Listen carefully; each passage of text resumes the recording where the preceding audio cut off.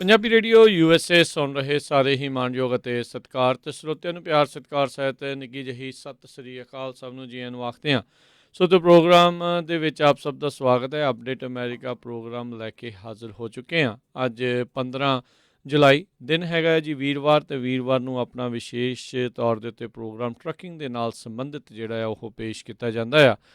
Trucking Thursday, ਅਤੇ trucking industry ਦੇ ਬਾਰੇ ਗੱਲਬਾਤ ਕਰਨ ਦੇ ਲਈ ਆਪਣੇ ਨਾਲ ਜੁੜਦੇ ਨੇ ਰਮਨ ਸਿੰਘ ਢਿੱਲੋਂ ਜੀ। ਰਮਨ ਸਿੰਘ ਜੀ, ਜੀਆਂ ਨੂੰ ਸਵਾਗਤ ਹੈ। ਸਤਿ ਸ੍ਰੀ ਅਕਾਲ।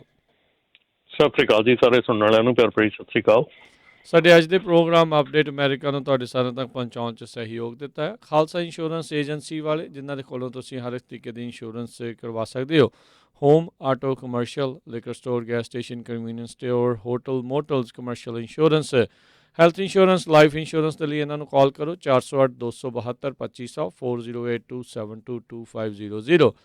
ਨਾਲ ਹੀ Manjit Singh, Narinder Kaur Kalar, Nachhatar Singh Sangh, Avtar Singh Manjal, Clovis, Amarjit Singh, Harvinder Singh Deol, Karamjit Singh Bangar, Stockton, Amarjit Singh Bains, Satnam Singh, Amarjit Singh Dosanjh, Yuba City, Paramjit Singh Deol, Fresno, Lakhbir Singh Samra, Texas, Gurpal Singh Sandhu, Citrus Height, Major Singh Sidhu, Bakersfield, Harjit Singh Lathrop, ਪੈਂਟੀਲੋਪ truck stop, Burns, Wyoming, Xander mortgage ਅਤੇ ਰੀਅਲ estate ਵਾਲੇ ਘਰ ਖਰੀਦਣ ਵੇਚਣ ਦੀਆਂ ਸੇਵਾਵਾਂ ਦੇ ਨਾਲ home loans, commercial loans, agriculture loans ਦੇ ਲਈ call Mohan Cheema 5599052575। Terkiana immigration law firm, immigration ਦਾ ਹੋਵੇ ਕਿਸੇ ਵੀ ਤਰੀਕੇ ਦਾ ਕੰਮ, ਇਮੀਗ੍ਰੇਸ਼ਨ ਦੇ ਅਟਰਨੀ ਜੇ ਟੇਰਕੀਆਣਾ, ਕਾਲ 4159090503। ਅਤੇ ਵੁੱਡਲੈਂਡ ਦੇ ਵਿੱਚ ਖੁੱਲੀ ਡੁੱਲੀ ਟਰੱਕ ਪਾਰਕਿੰਗ ਅਵੇਲੇਬਲ ਆ I-5 ਦੇ ਐਗਜ਼ਿਟ 538 ਦੇ ਉੱਤੇ। Address 597 north east street, Woodland, call 9163969085। ਅਤੇ Gholia truck driving school, Fresno, highway 99 ਅਤੇ 180 ਦੇ ਕਾਰਨਰ ਦੇ ਉੱਤੇ। ਪੰਜਾਬ ਵਰਗੇ ਮਾਹੌਲ ਦੇ ਵਿੱਚ 53 ਫੁੱਟੇ ਟ੍ਰੇਲਰ ਦੇ ਉੱਤੇ ਟਰੱਕ ਸਿਖਾਉਣ ਦੀ ਸਿਖਲਾਈ ਦਿੰਦੇ ਨੇ। ਇਸ ਮੌਕੇ ਇਹਨਾਂ ਨੂੰ ਸ਼ਾਪ ਦੇ ਵਿੱਚ ਮਕੈਨਿਕ ਦੀ ਜ਼ਰੂਰਤ ਆ, ਅਤੇ ਇਹਨਾਂ ਦੇ ਕੋਲ ਕਾਫੀ ਡਰਾਈਵ ਐਂਡ ਟ੍ਰੇਲਰਜ਼ ਰੈਂਟ ਦੇ ਲਈ ਉਪਲਬਧ ਹਨ। ਕਾਲ 5592663737 559-266-3737। ਇਹਨਾਂ ਸਾਰਿਆਂ ਦਾ ਧੰਨਵਾਦ। ਜੇਕਰ ਤੁਸੀਂ ਜਾਂ ਕੋਈ ਹੋਰ ਕਾਰੋਬਾਰ ਇਸ ਪ੍ਰੋਗਰਾਮ ਨੂੰ ਸਪਾਂਸਰ ਕਰਨਾ ਚਾਹੁੰਦੇ ਹੋ, ਸੰਪਰਕ ਕਰ ਸਕਦੇ ਹੋ ਨੰਬਰ 408-722-7698 ਦੇ ਉੱਤੇ। ਰਮਨ ਸਿੰਘ ਜੀ, ਅੱਜ ਆਪਾਂ ਕਾਫੀ ਅਹਿਮ ਜਿਹੜੀਆਂ ਗੱਲਾਂ ਟਰੱਕਿੰਗ ਦੇ ਨਾਲ ਸੰਬੰਧਿਤ ਕਰਨੀਆਂ ਆ। ਸੋ ਜਿੰਨੇ ਵੀ ਸਾਡੇ ਟਰੱਕਿੰਗ ਇੰਡਸਟਰੀ ਦੇ ਨਾਲ ਜਿਹੜੇ ਆ ਵੀਰਾਂ ਭੈਣਾਂ ਜੁੜੇ ਆ, ਉਹ ਵਿਸ਼ੇਸ਼ ਤੌਰ ਦੇ ਉੱਤੇ ਧਿਆਨ ਜਿਹੜਾ ਦਿਓ। ਕਾਫੀ ਜਿਹੜੇ ਚੇਂਜਿਸ ਆ ਆਪਾਂ ਦੇਖ ਰਹੇ ਹਾਂ ਹੌਲੀ ਹੌਲੀ ਆ ਰਹੇ ਆ, ਜਾਂ ਉਹਨਾਂ ਚੇਂਜਿਸ ਵੱਲ ਨੂੰ ਜਿਹੜੇ ਇਹ ਕਦਮ ਵਧਾ ਰਹੇ ਨੇ।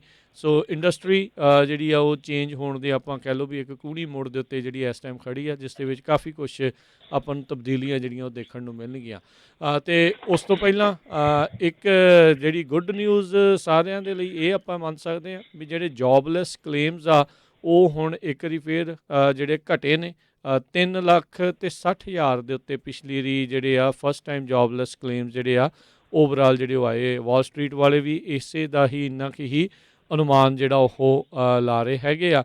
ਅਤੇ ਜਿਹੜੇ ਕੁੱਲ ਲੋਕ ਇਸ ਟਾਈਮ ਬੈਨੀਫਿਟਸ ਰਿਸੀਵ ਕਰ ਰਹੇ ਆ ਉਹ ਇਸ ਮੌਕੇ 14 ਮਿਲੀਅਨ ਦੇ ਇਰਦ ਗਿਰਦ ਜਿਹੜੇ ਉਹ ਲੋਕ ਹੈਗੇ ਨੇ। ਪਿਛਲੇ ਸਾਲ ਦੇ ਮੁਕਾਬਲੇ ਇਹ ਅੱਧੇ ਜਿਹੜੇ ਆ ਉਹ ਹੁਣ ਰਹਿ ਗਏ ਆ। ਨਿਊਯਾਰਕ ਦੀ ਮੈਨੂਫੈਕਚਰਿੰਗ ਦੀ ਐਕਟੀਵਿਟੀ ਕਹਿੰਦੇ ਆ ਰਿਕਾਰਡ ਤੋੜ ਇਸ ਟਾਈਮ ਚੱਲ ਰਹੀ ਆ। ਸੋ ਕਾਫੀ ਸਟਰੋਂਗ ਹਾਇਰਿੰਗ, ਨਵੇਂ ਆਰਡਰਸ ਦੇ ਨਾਲ ਜਿਹੜੇ ਉੱਥੋਂ ਦੇ ਜਿਹੜੇ ਬਣਾਉਣ ਵਾਲੇ ਨੇ ਉਹਨਾਂ ਨੂੰ ਜਿਹੜੀ ਖੁਸ਼ੀ ਜਿਹੜੀ ਇਸ ਟਾਈਮ ਝਲਕ ਰਹੀ ਹੈਗੀ ਆ। ਸੋ ਉਮੀਦ ਕਰਦੇ ਹਾਂ ਵੀ ਹੌਲੀ ਹੌਲੀ ਇਕੋਨਮੀ ਆ ਇਸੇ ਹੀ ਪਾਸੇ ਵੱਲ ਨੂੰ ਜਿਹੜੀ ਆ ਉਹ ਵੱਧਦੀ ਜਿਹੜੀ ਉਹ ਰਵੇ, ਇਹੀ ਆਪਾਂ ਉਮੀਦ ਜਿਹੜੀ ਉਹ ਕਰਦੇ ਹਾਂ। ਪਰ overall so far green lights ਜਿਹੜੀਆਂ ਆਪਾਂ ਨੂੰ ਇਕੋਨਮੀ ਦੇ ਵਿੱਚ ਇੱਦਾਂ ਦੀਆਂ ਖਬਰਾਂ, ਇੱਦਾਂ ਦੇ ਆંકੜਿਆਂ ਦੇ ਨਾਲ ਦੇਖਣ ਨੂੰ ਮਿਲ ਰਹੀਆਂ ਹੈਗੀਆਂ ਨੇ। ਅਤੇ ਰਮਨ ਜੀ, ਆਪਾਂ ਜੇ ਹੁਣ ਟਰੱਕਿੰਗ ਦੇ ਉੱਤੇ ਨਜ਼ਰ ਮਾਰਨੀ ਕਰੀਏ ਜੀ ਸ਼ੁਰੂ, AB5 ਦਾ ਰੌਲਾ ਆਪਾਂ ਦੇਖਦੇ ਹਾਂ ਕੈਲੀਫੋਰਨੀਆ ਦੇ ਵਿੱਚ ਪਿਛਲੇ ਕਈ ਵਰ੍ਹਿਆਂ ਤੋਂ ਆਪਾਂ ਸੁਣਦੇ ਆ ਰਹੇ ਹਾਂ। ਕਹਿੰਦੇ ਹੁਣ ਤਕਰੀਬਨ ਉਸੇ ਹੀ ਤਰਜ਼ ਦੇ ਉੱਤੇ ਜਾਂ ਉਹਦੇ ਤੋਂ ਵੀ ਥੋੜ੍ਹਾ ਹੋਰ ਸਖਤੀ ਦੇ ਨਾਲ ਨਿਊ ਜਰਜ਼ੀ ਵਾਲੇ ਵੀ ਕੁਛ ਜਿਹੜਾ ਆ ਮਿਸ ਕਲਾਸੀਫਿਕੇਸ਼ਨ ਜਿਹੜੇ ਆ ਲੈ ਕੇ, ਜਿਸ ਤੋਂ ਬਾਅਦ 'ਚ AB5 ਆਇਆ ਸੀ, ਇੱਕ ਉੱਦਾਂ ਦਾ ਬਿੱਲ ਜਿਹੜਾ ਉਹ ਲੈ ਕੇ ਆ ਰਹੇ ਹੈਗੇ ਆ। ਸੋ ਨਿਊ ਜਰਸੀ ਦੇ ਵਿੱਚ ਇਹ ਕਾਨੂੰਨ ਕਿੱਦਾਂ ਦਾ ਹੈਗਾ ਆ, ਅਤੇ ਕਿਉਂਕਿ ਚਲੋ ਆਪਣਾ ਟਰੈਕਿੰਗ ਦੇ ਨਾਲ ਜ਼ਿਆਦਾ ਆ, ਸੋ ਬਹੁਤਾਤ ਅੱਜ ਦਾ ਜਿਹੜਾ ਇਹ ਪ੍ਰੋਗਰਾਮ ਸੋ ਟਰੈਕਿੰਗ ਦੇ ਉੱਤੇ ਉਸ ਦਾ ਕਿੱਦਾਂ ਦਾ ਅਸਰ ਰਹਿਣ ਵਾਲਾ ਹੈ? ਜੀ ਬਿਲਕੁਲ ਰਾਜਕਰਨ, ਇਸ ਤੋਂ ਪਹਿਲਾਂ ਆਪਾਂ ਇਹ ਗੱਲ ਸ਼ੁਰੂ ਕਰੀਏ ਜਿਹੜੀ ਆ ਨਿਊ ਜਰਸੀ ਵਾਲੀ। ਮੈਂ ਦੱਸ ਦਿਆਂ ਕਿ ਆਪਣਾ 2 ਪ੍ਰੋਗਰਾਮ ਪਹਿਲਾਂ ਆਪਣੀ ਜਿਹੜੀ ਗੱਲਬਾਤ ਚੱਲੀ ਸੀਗੀ, ਜਿਹੜੀ ਐਕਸਲ ਵੇਟ ਦੀ ਗੱਲਬਾਤ ਚੱਲੀ ਸੀਗੀ, ਜੀ ਜੀ, ਉਹਦੇ ਵਿੱਚ ਮੈਂ ਪੂਰਾ ਉਹ ਦੇਖਿਆ ਸਾਰਾ ਜਾ ਕੇ। ਐਂਡ ਡੈਫੀਨੇਟਲੀ ਜਿਹੜੇ ਆਪਣੇ ਲਿਸਨਰ ਆ ਕਾਫੀ ਸੁਹਿਰਦ ਆ, ਕਾਫੀ ਸਿਆਣੇ ਆ। ਸੋ ਜਿਹੜੀ ਗੱਲ ਉਹਨਾਂ ਨੇ ਉਦੋਂ ਕੀਤੀ ਸੀ ਉਹ 'ਚ ਕਾਫੀ ਹੱਦ ਤੱਕ ਜਿਹੜੀ ਉਹ ਸੱਚਾਈ ਹੈਗੀ ਆ। ਸੋ ਉਹ ਡੈਫੀਨੇਟਲੀ ਜਿਹੜਾ ਪਰ ਐਕਸਲ ਵੇਟ ਹੈਗਾ ਉਹ ਕੁਛ ਇੱਕ ਸਟੇਟਸ ਦੇ ਵਿੱਚ ਹੈਗਾ ਕਿ ਜਿੱਥੇ ਉਹ ਕੈਲਕੂਲੇਟ ਹੁੰਦਾ, ਪਰ ਉਹਦੀ ਸ਼ਰਤ ਇਹ ਹੈ ਕਿ ਤੁਹਾਡਾ ਜਿਹੜਾ ਕਿੰਗ ਪਿਨ ਹੈਗੀ ਆ ਉਹਦੇ 'ਚ ਤਾਂ ਬੈਕ ਐਕਸਲ ਦੇ ਵਿੱਚ ਜਿਹੜਾ ਫਾਸਲਾ ਆ ਉਹ ਸਰਟਨ ਫਾਸਲੇ ਤੋਂ ਉੱਤੇ ਥੱਲੇ ਹੁੰਦਾ ਆ, ਉਦੋਂ ਤੁਹਾਨੂੰ ਸਿੰਗਲ ਐਕਸਲ 'ਤੇ ਵੇਟ ਦੇਖਣ ਦੀ ਉਹ ਲੋੜ ਪੈਂਦੀ ਆ। ਜਦੋਂ ਤੁਹਾਡਾ ਜਿਹੜਾ ਫਾਸਲਾ ਆ ਉਹ ਕਿੰਗ ਪਿਨ ਤੋਂ ਜਿਹੜਾ ਤੁਹਾਡੇ ਬੈਕ ਐਕਸਲ ਦਾ ਫਾਸਲਾ ਉਹ ਡਿਫਰ ਕਰਦਾ ਹੋਵੇ, ਸੋ ਉਦੋਂ ਉਹ ਚੀਜ਼ ਹੁੰਦੀ ਆ। ਉਹ ਮਕੈਨੀਕਲ ਫਾਲਟ ਕਰਕੇ ਕਈ ਵਾਰੀ ਹੁੰਦੀ ਆ, ਸੋ ਉਸ ਕਰਕੇ ਉਹ ਜਿਹੜੀ ਚੀਜ਼ਾਂ ਆ ਉਹ ਦੇਖਣੀਆਂ ਪੈਂਦੀਆਂ ਉਹ ਸਿੰਗਲ ਐਕਸਲ ਦਾ, ਜਿਹੜਾ ਕਿ ਜਿੰਨੀ ਕੁ ਦੇਰ ਮੈਂ ਮਤਲਬ ਟਰੈਕਿੰਗ 'ਚ ਹੋ ਗਿਆ, ਕਦੀ ਇੱਦਾਂ ਦਾ ਮਾਹੌਲ ਨਹੀਂ ਬਣਿਆ ਜਾਂ ਕਦੀ ਇੱਦਾਂ ਦਾ ਵਾਸਤਾ ਨਹੀਂ ਬਣਿਆ ਸੀ ਜਿੱਥੇ ਕਿ ਉਹ ਚੀਜ਼ ਹੋਵੇ। ਅਤੇ ਇਸ ਕਰਕੇ ਸੋ ਉਹ ਗੱਲ ਜਿਹੜੀ ਸੀਗੀ ਉਹ ਬਿਲਕੁਲ ਠੀਕ ਸੀਗੀ। ਐਕਸਲ ਸਿੰਗਲ ਐਕਸਲ ਵੇਟ ਦੇਖਿਆ ਜਾਂਦਾ, ਪਰ ਬਹੁਤ ਬਹੁਤ ਘੱਟ ਜਿਹੜੇ ਚਾਂਸਿਸ ਹੈਗੇ ਆ ਜਦੋਂ ਤੁਹਾਡਾ ਜਿਹੜਾ ਫਾਸਲਾ ਉਹ ਘੱਟ ਵੱਧ ਹੋਵੇ। ਸੋ ਹੁਣ ਆਪਾਂ ਚੱਲੀਏ, ਜਿਹੜੀ ਗੱਲ ਹੈ ਕਿ AB5 ਰਾਜ AB5 ਜਿਹੜਾ ਇੰਟਰੋਡਿਊਸ ਨਹੀਂ ਕੀਤਾ ਗਿਆ, AB5 ਆਲਰੇਡੀ ਉੱਥੇ ਉਹਨਾਂ ਨੇ ਸਾਈਨ ਕਰ ਦਿੱਤਾ ਗਿਆ। ਜਿਹੜਾ AB5 ਦੇ ਤਰਜ਼ ਦੇ ਉੱਤੇ ਜਿਹੜਾ ਕਾਨੂੰਨ ਹੈਗਾ ਉੱਥੇ ਹੈਗਾ A5890, ਜਿਹੜਾ ਮੋਸਟ ਸਿਗਨੀਫਿਕੈਂਟ ਹੈਗਾ, ਇਹਦੀ ਤਰਜ਼ 'ਤੇ ਹੈਗਾ, ਇਸੇ ਹੀ ਸਾਰੇ ਪਾਸੇ ਹੈਗਾ। ਸੋ ਇਹ ਆਲਰੇਡੀ ਉੱਥੇ ਜਿਹੜਾ ਹੈਗਾ ਇਸ ਇਨਟੂ ਲਾਅ ਜਿਹੜਾ ਸਾਈਨ ਕਰ ਦਿੱਤਾ ਗਿਆ ਹੈ, ਜਿਹਦੇ ਵਿੱਚ ਕਿ ਕਾਫੀ ਜਿਹੜੀ ਮਿਸਕਲਾਸੀਫਿਕੇਸ਼ਨ ਦੀ ਜਿਹੜੀ ਬਹੁਤ ਸਟਿਫ ਪੈਨਲਟੀਜ਼ ਹੈਗੀਆਂ ਉੱਥੇ। ਜਿਹੜਾ ਸਾਰਿਆਂ ਨਾਲੋਂ ਵੱਡਾ ਜਿਹੜਾ ਉੱਥੇ ਪ੍ਰੋਬਲਮ ਹੈਗੀ ਆ ਉਹ ਇਹ ਹੈ ਕਿ ਗਵਰਨਮੈਂਟ ਨੂੰ, ਸਟੇਟ ਨੂੰ ਅਬਿਲਿਟੀ ਦੇ ਦਿੱਤੀ ਗਈ ਆ ਟੂ ਸ਼ਟ ਡਾਊਨ ਦਾ ਬਿਜ਼ਨਸ। ਠੀਕ ਹੈ, ਜੇ ਉਹ ਦੇਖਦੇ ਆ ਕਿ ਬਿਜ਼ਨਸ ਜਿਹੜਾ ਆ ਉਹ ਮਿਸਕਲਾਸੀਫਿਕੇਸ਼ਨ ਕਰ ਰਿਹਾ ਅਤੇ ਮਿਸਕਲਾਸੀਫਿਕੇਸ਼ਨ ਦੇ ਉੱਤੇ ਜਾ ਕੇ ਉਹਨਾਂ ਦਾ ਪਹਿਲਾਂ ਉਹ, ਔਰ ਇਹਦੇ ਵਿੱਚ ਇੱਕ ਹੋਰ ਵੀ ਚੀਜ਼ ਦਿੱਤੀ ਆ, ਇਹ ਜਿਹੜੀ ਆਪਾਂ ਮੈਂ ਸ਼ਟ ਡਾਊਨ ਦੀ ਗੱਲ ਕਰ ਰਿਹਾ, ਉਹਦੇ ਵਿੱਚ ਇਸ ਤਰ੍ਹਾਂ ਹੈਗੀ ਕਿ ਜਿਹੜੀ ਡਿਪਾਰਟਮੈਂਟ ਆਫ ਲੇਬਰ ਆ, ਜੇ ਉਹ ਡਿਸਾਈਡ ਕਰਦਾ ਕਿ ਓਨਰ ਆਪਰੇਟਰਸ ਜਿਹੜੀ ਟਰੱਕਿੰਗ ਇੰਡਸਟਰੀ ਆ ਉਹਦੇ ਵਿੱਚ ਰੂਟੀਨਲੀ ਮਿਸਕਲਾਸੀਫਾਈਡ ਹੋ ਰਹੇ ਆ, ਠੀਕ ਹੈ ਨਾ, ਅਤੇ ਉਹ ਇੰਡਸਟਰੀ ਵਾਈਡ ਇਨਵੈਸਟੀਗੇਸ਼ਨ ਓਪਨ ਕਰ ਸਕਦੇ ਆ। ਸੋ ਉਹਦਾ ਮਤਲਬ ਕੀ ਆ, ਇੰਡਸਟਰੀ ਵਾਈਡ ਇਨਵੈਸਟੀਗੇਸ਼ਨ ਓਪਨ ਕਰਨ ਦਾ ਮਤਲਬ ਕੀ ਆ ਕਿ ਉਹ ਜਿੰਨੀਆਂ ਵੀ ਵੱਡੀਆਂ ਕੈਰੀਅਰਸ ਹੈਗੇ, ਮੈਗਾ ਕੈਰੀਅਰਸ ਹੈਗੇ ਆ, ਲਾਰਜ ਕੈਰੀਅਰਸ ਹੈਗੇ ਆ, ਉਹਨਾਂ ਦੀਆਂ ਟੈਕਸ ਰੈਕਰਡਸ ਜਿਹੜੇ ਆ ਉਹ ਕਢਵਾ ਕੇ, ਅਤੇ ਉਸ ਤੋਂ ਬਾਅਦ ਓਨਰ ਆਪਰੇਟਰ ਦੇ ਟੈਕਸ ਰੈਕਰਡ ਜਿਹੜੇ ਆ ਟਰੈਜਰੀ ਕੋਲੋਂ ਕਢਾ ਕੇ ਅਤੇ ਆਡਿਟ ਖੋਲ੍ਹ ਸਕਦੇ ਆ। ਉਹਦਾ ਮਤਲਬ ਕੀ ਆ ਕਿ ਜੇ ਉਹ ਆਡਿਟ ਪਰਫੋਰਮ ਕਰਦੇ ਆ, ਆਡਿਟ ਦੇ ਵਿੱਚ ਪਤਾ ਲੱਗਦਾ ਕਿ ਜਿਹੜਾ ਇਹ ਪ੍ਰੋਬਲਮ ਹੋ ਗਈ ਵੀ ਇਹਦੇ ਵਿੱਚ ਮਤਲਬ ਕਿ ਉਹ ਆਬਵੀਅਸਲੀ ਮਿਸਕਲਾਸੀਫਿਕੇਸ਼ਨ ਆ, ਆਬਵੀਅਸਲੀ ਉਹਦੇ ਵਿੱਚ ਟੈਕਸਿਸ ਜਿਹੜੇ ਡਿਊ ਹੁੰਦੇ ਆ ਹੋਣਗੇ, ਠੀਕ ਆ। ਸੋ ਜਦੋਂ ਉਹ ਚੀਜ਼ ਪਾਈ ਜਾਂਦੀ ਆ, ਸੋ ਉਹ ਚੀਜ਼ ਤੋਂ ਬਾਅਦ ਜਿਹੜੀ DOL ਹੈਗਾ, ਡਿਪਾਰਟਮੈਂਟ ਆਫ ਲੇਬਰ, ਉਹ ਤੁਹਾਡੀਆਂ ਜਿਹੜੀਆਂ ਆਡਿਟ ਕਰਨ ਤੋਂ ਬਾਅਦ ਅਸੈਸਮੈਂਟ ਕਰਦਾ ਤੁਹਾਡੀ ਪੈਨਲਟੀਜ਼ ਦੀ ਸਾਰੇ ਕਸੇ ਦੀ, ਠੀਕ ਹੈ। ਸੋ ਹੁਣ ਉਹਦੇ ਵਿੱਚ ਇੱਕ ਪ੍ਰੋਬਲਮ ਇਹ ਹੈ ਕਿ ਜੇ ਉਹ ਜਿਹੜੀਆਂ ਪੈਨਲਟੀਜ਼ ਅਸੈਸ ਕੀਤੀਆਂ ਜਾਣਗੀਆਂ, ਇਨਹੈਂਸ ਪੈਨਲਟੀਜ਼ ਉਹਦੇ 'ਚ ਹੋਣਗੀਆਂ, ਜੇ ਉਹਦੇ ਵਿੱਚ ਇੰਪਲੋਇਰ ਜਿਹੜਾ ਆ ਉਹ ਓਬਜੈਕਟ ਕਰਦਾ ਆ ਅਸੈਸਮੈਂਟ ਦੇ ਉੱਤੇ, ਉਹ ਓਬਜੈਕਸ਼ਨ ਲਾਉਂਦਾ ਆ ਅਸੈਸਮੈਂਟ ਦੇ ਉੱਤੇ, ਅਤੇ ਉਹ ਜਿਹੜਾ DOL ਹੈਗਾ ਉਹ ਬਿਜ਼ਨਸ ਬੰਦ ਕਰਨ ਦੇ ਆਰਡਰ ਕਰ ਸਕਦਾ, ਠੀਕ ਹੈ। ਸੋ ਉਹਦਾ ਮਤਲਬ ਕੀ ਆ ਕਿ ਬਿਜ਼ਨਸ ਜਦੋਂ ਬੰਦ ਕਰਤਾ, ਬਿਜ਼ਨਸ ਨੂੰ ਸ਼ਟ ਡਾਊਨ ਕਰਨ ਦੇ ਆਰਡਰ ਕੱਢਤੇ, ਪਰ ਉਹਦੇ 'ਚ ਰਿਕੁਆਇਰਮੈਂਟ ਇਹ ਆ ਕਿ ਤੁਸੀਂ ਇੰਪਲੋਈਜ਼ ਨੂੰ ਸਟਿਲ ਪੇ ਕਰਨਾ ਪਊਗਾ ਤੁਹਾਨੂੰ ਜਦ ਤੱਕ ਬਿਜ਼ਨਸ ਸ਼ਟ ਡਾਊਨ ਰਹਿੰਦਾ, ਠੀਕ ਆ। ਸੋ ਇਹ ਬੜਾ ਇੱਕ ਸਟਿਫ ਪੈਨਲਟੀ ਹੈਗੀ ਆ ਕਿ ਇੱਕ ਬਿਜ਼ਨਸ ਇੱਕ ਤਰੀਕੇ ਦੇ ਨਾਲ ਇੱਕ ਸ਼ਟ ਡਾਊਨ ਕਰ ਦਿੱਤਾ ਜਾਣਾ, ਅਤੇ ਉਸ ਤੋਂ ਬਾਅਦ ਤੁਹਾਡੀ ਰਿਕੁਆਇਰਮੈਂਟ ਹੈ ਕਿ ਤੁਸੀਂ ਜਿਹੜੇ ਇੰਪਲੋਈਜ਼ ਆ ਉਹਨਾਂ ਨੂੰ ਸਟਿਲ ਤੁਹਾਨੂੰ ਪੇ ਕਰਨਾ ਪੈਣਾ। ਸੋ ਇਹ ਕਾਫੀ ਜਿਹੜੀਆਂ ਸਟਿਫ ਪੈਨਲਟੀਜ਼ ਹੈਗੀਆਂ ਆ। ਜੇ ਤੁਹਾਡਾ ਬਿਜ਼ਨਸ 10 ਦਿਨ ਲਈ ਬੰਦ ਰਹਿੰਦਾ, 20 ਦਿਨ ਲਈ ਬੰਦ ਰਹਿੰਦਾ, ਅਤੇ ਤੁਹਾਨੂੰ 10 ਦਿਨ 20 ਦਿਨ ਜਿਹੜਾ ਆ ਉਹ ਤੁਹਾਨੂੰ ਆਪਣੇ ਜਿਹੜੇ ਇੰਪਲੋਈਜ਼ ਆ ਉਹਨਾਂ ਨੂੰ ਉਹ ਪੇਰੋਲ ਜਿਹੜਾ ਆ ਉਹ ਤੁਹਾਨੂੰ ਚਾਲੂ ਰੱਖਣਾ ਪੈਣਾ। ਸੋ ਕਾਫੀ ਜਿਹੜਾ ਸਟਿਫ ਪੈਨਲਟੀਜ਼ ਆ, ਕਾਫੀ ਸਟਿਫ ਹੈਗਾ ਆ। ਇਹ ਆਲਰੇਡੀ ਜਿਹੜੇ ਕਾਫੀ ਬੰਚ ਆਫ ਲਾਜ਼ ਆ ਜਿਹੜੇ ਆਲਰੇਡੀ ਸਾਈਨਡ ਕਰ ਦਿੱਤੇ ਗਏ ਆ ਇਹਦੇ ਉੱਤੇ ਜਿਹੜਾ ਲਾਅ ਆ, ਹੈ ਨਾ। ਸੋ ਇਹ ਨਹੀਂ ਗਾ ਕਿ ਲਾਸਟ ਵੀਕ ਇਹਦੇ ਸਾਈਨਸ ਵਗੈਰਾ ਹੋਏ ਆ, ਇਹ ਨਹੀਂ ਗਾ ਕਿ ਜਿੱਦਾਂ ਆਪਣੇ ਇੱਥੇ ਹੁਣ ਇਹ ਚੱਲ ਰਿਹਾ ਹੈਗਾ ਕਿ ਅਜੇ ਲਟਕ ਰਿਹਾ ਹੈਗਾ ਉਹਦੇ ਥੱਲੇ, ਇੱਦਾਂ ਨਹੀਂ ਹੈਗਾ। ਉੱਥੇ ਆਲਰੇਡੀ ਇਹ ਸਾਈਨਡ ਹੋ ਚੁੱਕਾ। ਇਹਦੇ ਨਾਲ ਨਾਲ ਸਟੇਟ ਆਫ ਵਾਸ਼ਿੰਗਟਨ ਜਿਹੜੀ ਆ ਉਹ ਵੀ ਇਹਦੀ ਤਰਜ਼ ਦੇ ਉੱਤੇ ਜਿਹੜਾ ਆ ਸੇਮ ਚੀਜ਼ ਜਿਹੜੀ ਆ ਉਹ ਕਰਨ ਜਾ ਰਹੀ ਆ। ਜੀ। ਸੋ ਇੱਥੇ ਜਿਹੜੀ ਮਿਸਕਲਾਸੀਫਿਕੇਸ਼ਨ ਨੂੰ ਪਤਾ ਕਰਨ ਦੇ ਲਈ ਜਿਹੜਾ ਉਹਨਾਂ ਨੇ ABC ਰੂਲ ਹੀ ਜਿਹੜਾ ਉਹ ਵਰਤਣਾ ਹੈ, ਉਸੇ ਤਰੀਕੇ ਦੇ ਨਾਲ ਹੀ ਚੈੱਕ ਕਰਨਾ ਹੈ। ਜੀ ਬਿਲਕੁਲ, ਬੇਸਿਕਲੀ ਉਸੇ ਤਰਜ਼ ਦੇ ਉੱਤੇ ਹੈਗਾ ਆ। ਮੇਨ ਫੋਕਸ ਜਿਹੜਾ ABC ਟੈਸਟ ਹੈਗਾ ਆ ਉਹੋ ਹੀ ਆ, ਉਹਦੇ ਕਰਕੇ ਜਿਹੜਾ ਸਾਰਾ ਕੁਝ ਹੋ ਰਿਹਾ। ਸੋ ਜਿੱਥੇ ਤਿੰਨੇ ਸਟੇਟਾਂ ਜਿਹੜੀਆਂ ਇਹ ਹੈਗੀਆਂ, ਇਹਨਾਂ ਨੇ ਜਿਹੜਾ ਮਤਲਬ ਕਿ ਅਡਾਪਟ ਕੀਤਾ ਉਹ ABC ਟੈਸਟ ਹੀ ਆ। ABC ਟੈਸਟ ਤਾਂ ਐਕਚੁਅਲੀ ਡਿਪਾਰਟਮੈਂਟ ਆਫ ਲੇਬਰ ਨੇ ਇਸ ਸਾਲ ਦੇ ਸ਼ੁਰੂ ਦੇ ਵਿੱਚ, ਬਾਈਡਨ ਪ੍ਰਸ਼ਾਸਨ ਨੇ ਡਿਪਾਰਟਮੈਂਟ ਆਫ ਲੇਬਰ ਜਿਹੜਾ ਆ ਉਹਦੇ ਵਿੱਚ ABC ਟੈਸਟ ਨੂੰ ਅਡਾਪਟ ਕਰ ਲਿਆ ਹੈਗਾ ਟੂ ਮਤਲਬ ਕਿ ਟੂ ਵੈਰੀਫਾਈ ਕਿ ਜਿਹੜਾ ਇੰਡੀਪੈਂਡੈਂਟ ਕੰਟਰੈਕਟਰ ਹੈਗਾ, ਕਲਾਸੀਫਿਕੇਸ਼ਨ ਹੈਗੀ ਉਹਦੀ ਕੀ ਆ। ਸੋ ਉਹਦੇ ਲਈ ABC ਟੈਸਟ ਆਲਰੇਡੀ ਉਹਨਾਂ ਨੇ ਅਡਾਪਟ ਕਰ ਲਿਆ ਹੈਗਾ। ਸੋ ਕਿਤੇ ਨਾ ਕਿਤੇ ਜਾ ਕੇ ਮਤਲਬ ਕਿ ਜੇ ਅੱਜ ਆਪਾਂ ਕਹਿੰਦੇ ਹਾਂ ਕਿ ਅੱਜ ਆਪਣੀ ਸਟੇਟ ਦੇ ਵਿੱਚ ਆਪਾਂ ਇੱਥੇ ਕੈਲੀਫੋਰਨੀਆ 'ਚ ਲਾਗੂ ਹੋ ਗਿਆ, ਜਾਂ ਮੁੜ ਕੇ ਜੇ ਆਪਾਂ ਸਟੇਟ ਚੇਂਜ ਕਰ ਸਕਦੇ ਹਾਂ, ਆਹ ਕਰ ਸਕਦੇ ਹਾਂ, ਉਹ ਕਰ ਸਕਦੇ ਹਾਂ, ਪਰ ਜੇ ਹੁਣ ਆਪਣੇ ਟਰਾਇੰਗਲ ਦੇ ਵਿੱਚ ਲਾਗੂ ਹੋ ਰਿਹਾ, ਬੇਸਿਕਲੀ ਨਿਊ ਜਰਸੀ ਹੋ ਰਿਹਾ, ਵਾਸ਼ਿੰਗਟਨ ਹੋ ਰਿਹਾ ਤੇ ਕੈਲੀਫੋਰਨੀਆ, ਠੀਕ ਹੈ ਨਾ, ਟਰਾਇੰਗਲ ਦੇ ਵਿੱਚ ਲਾਗੂ ਹੋ ਰਿਹਾ। ਸੋ ਟਰੱਕਿੰਗ ਨੂੰ ਕੋਈ ਵੀ ਸਟੇਟ ਦੇ ਵਿੱਚ ਜੇ ਤੁਸੀਂ ਜਾਂਦੇ ਆ, ਸੋ ਇਹਨਾਂ ਸਟੇਟਾਂ ਦੇ ਵਿੱਚ ਜੇ ਜਾਂਦੇ ਆ ਤਾਂ ਤੁਹਾਨੂੰ ਆਲਮੋਸਟ ਇਹਨਾਂ ਲਾਜ਼ ਦੇ ਨਾਲ ਜਿਹੜਾ ਆ ਉਹ ਮਤਲਬ ਕਿ ਤੁਹਾਨੂੰ ਇਹਨੂੰ ਮੰਨਣਾ ਪੈਣਾ। ਜੀ ਜੀ। ਤੇ ਆਪਾਂ ਇੱਥੇ ਦੀ ਗੱਲ ਕਰ ਲਈਏ, ਇੱਥੇ AB5 ਦੇ ਉੱਤੇ ਕੀ ਕੋਈ ਅਪਡੇਟ ਜਿਹੜੀ ਉਹ ਹੈਗੀ ਆ, ਜਿਹੜੀਆਂ ਚੱਲ ਰਹੇ ਆ ਅਦਾਲਤੀ ਕਾਰਵਾਈਆਂ ਚੱਲ ਰਹੀਆਂ, ਉਸ ਦੇ ਪ੍ਰਤੀ ਕੋਈ ਅਪਡੇਟ ਆਈ ਆ? ਅਜੇ ਤੱਕ ਰਾਜਕਰਨ ਕੋਈ ਅਪਡੇਟ ਨਹੀਂ ਹੈਗੀ। ਬੇਸਿਕਲੀ ਆਪਣੇ ਨਾਲ ਜਿਹੜਾ ਜਿੰਨਾ ਕੁ ਆਪਾਂ ਨੂੰ ਅਜੇ ਤੱਕ ਪਤਾ ਹੈਗਾ ਕਿ ਜਿਹੜੀ ਕੈਲੀਫੋਰਨੀਆ ਟਰੱਕਿੰਗ ਐਸੋਸੀਏਸ਼ਨ ਹੈਗੀ ਆ ਤੇ ਉਹ ਵੇਟ ਕਰ ਰਹੀ ਹੈਗੀ ਆ ਫॉर ਦਾ ਜਿਹੜੀ ਆਪਣੀ ਸੁਪਰੀਮ ਕੋਰਟ ਹੈਗੀ ਆ ਉਹ ਇਸ ਕੇਸ ਦੀ ਸੁਣਵਾਈ ਕਰਦੀ ਕਿ ਨਹੀਂ ਕਰਦੀ। ਸੋ ਅਜੇ ਉੱਥੇ ਮਾਮਲਾ ਲਟਕਿਆ ਕਿ ਜਿਹੜੇ ਆਪਣੀ ਡੇਟ 'ਤੇ ਇੱਥੇ ਇਹਨਾਂ ਦਾ ਫੈਸਲਾ ਹੋਇਆ ਸੀ ਉਸ ਤੋਂ ਬਾਅਦ 'ਚ ਉਹਨਾਂ ਕੋਲ 150 ਦਿਨ ਹੈਗਾ, 150 ਡੇਜ਼ ਹੈਗੇ ਆ to go to supreme court, ਹੈ ਨਾ। ਸੋ ਉਹਦੇ ਦਰਮਿਆਨ ਜਿਹੜਾ ਸੁਪਰੀਮ ਕੋਰਟ ਨੇ ਜੇ ਕੇਸ ਐਕਸੈਪਟ ਕਰਦੀ ਹੈ ਸੁਪਰੀਮ ਕੋਰਟ ਸੁਣਨ ਦੇ ਲਈ, ਤਾਂ ਜਿਹੜੀ ਉਹ ਇੰਜੰਕਸ਼ਨ ਲੱਗੀ ਆ ਉਹ ਚਾਲੂ ਰਹੂਗੀ।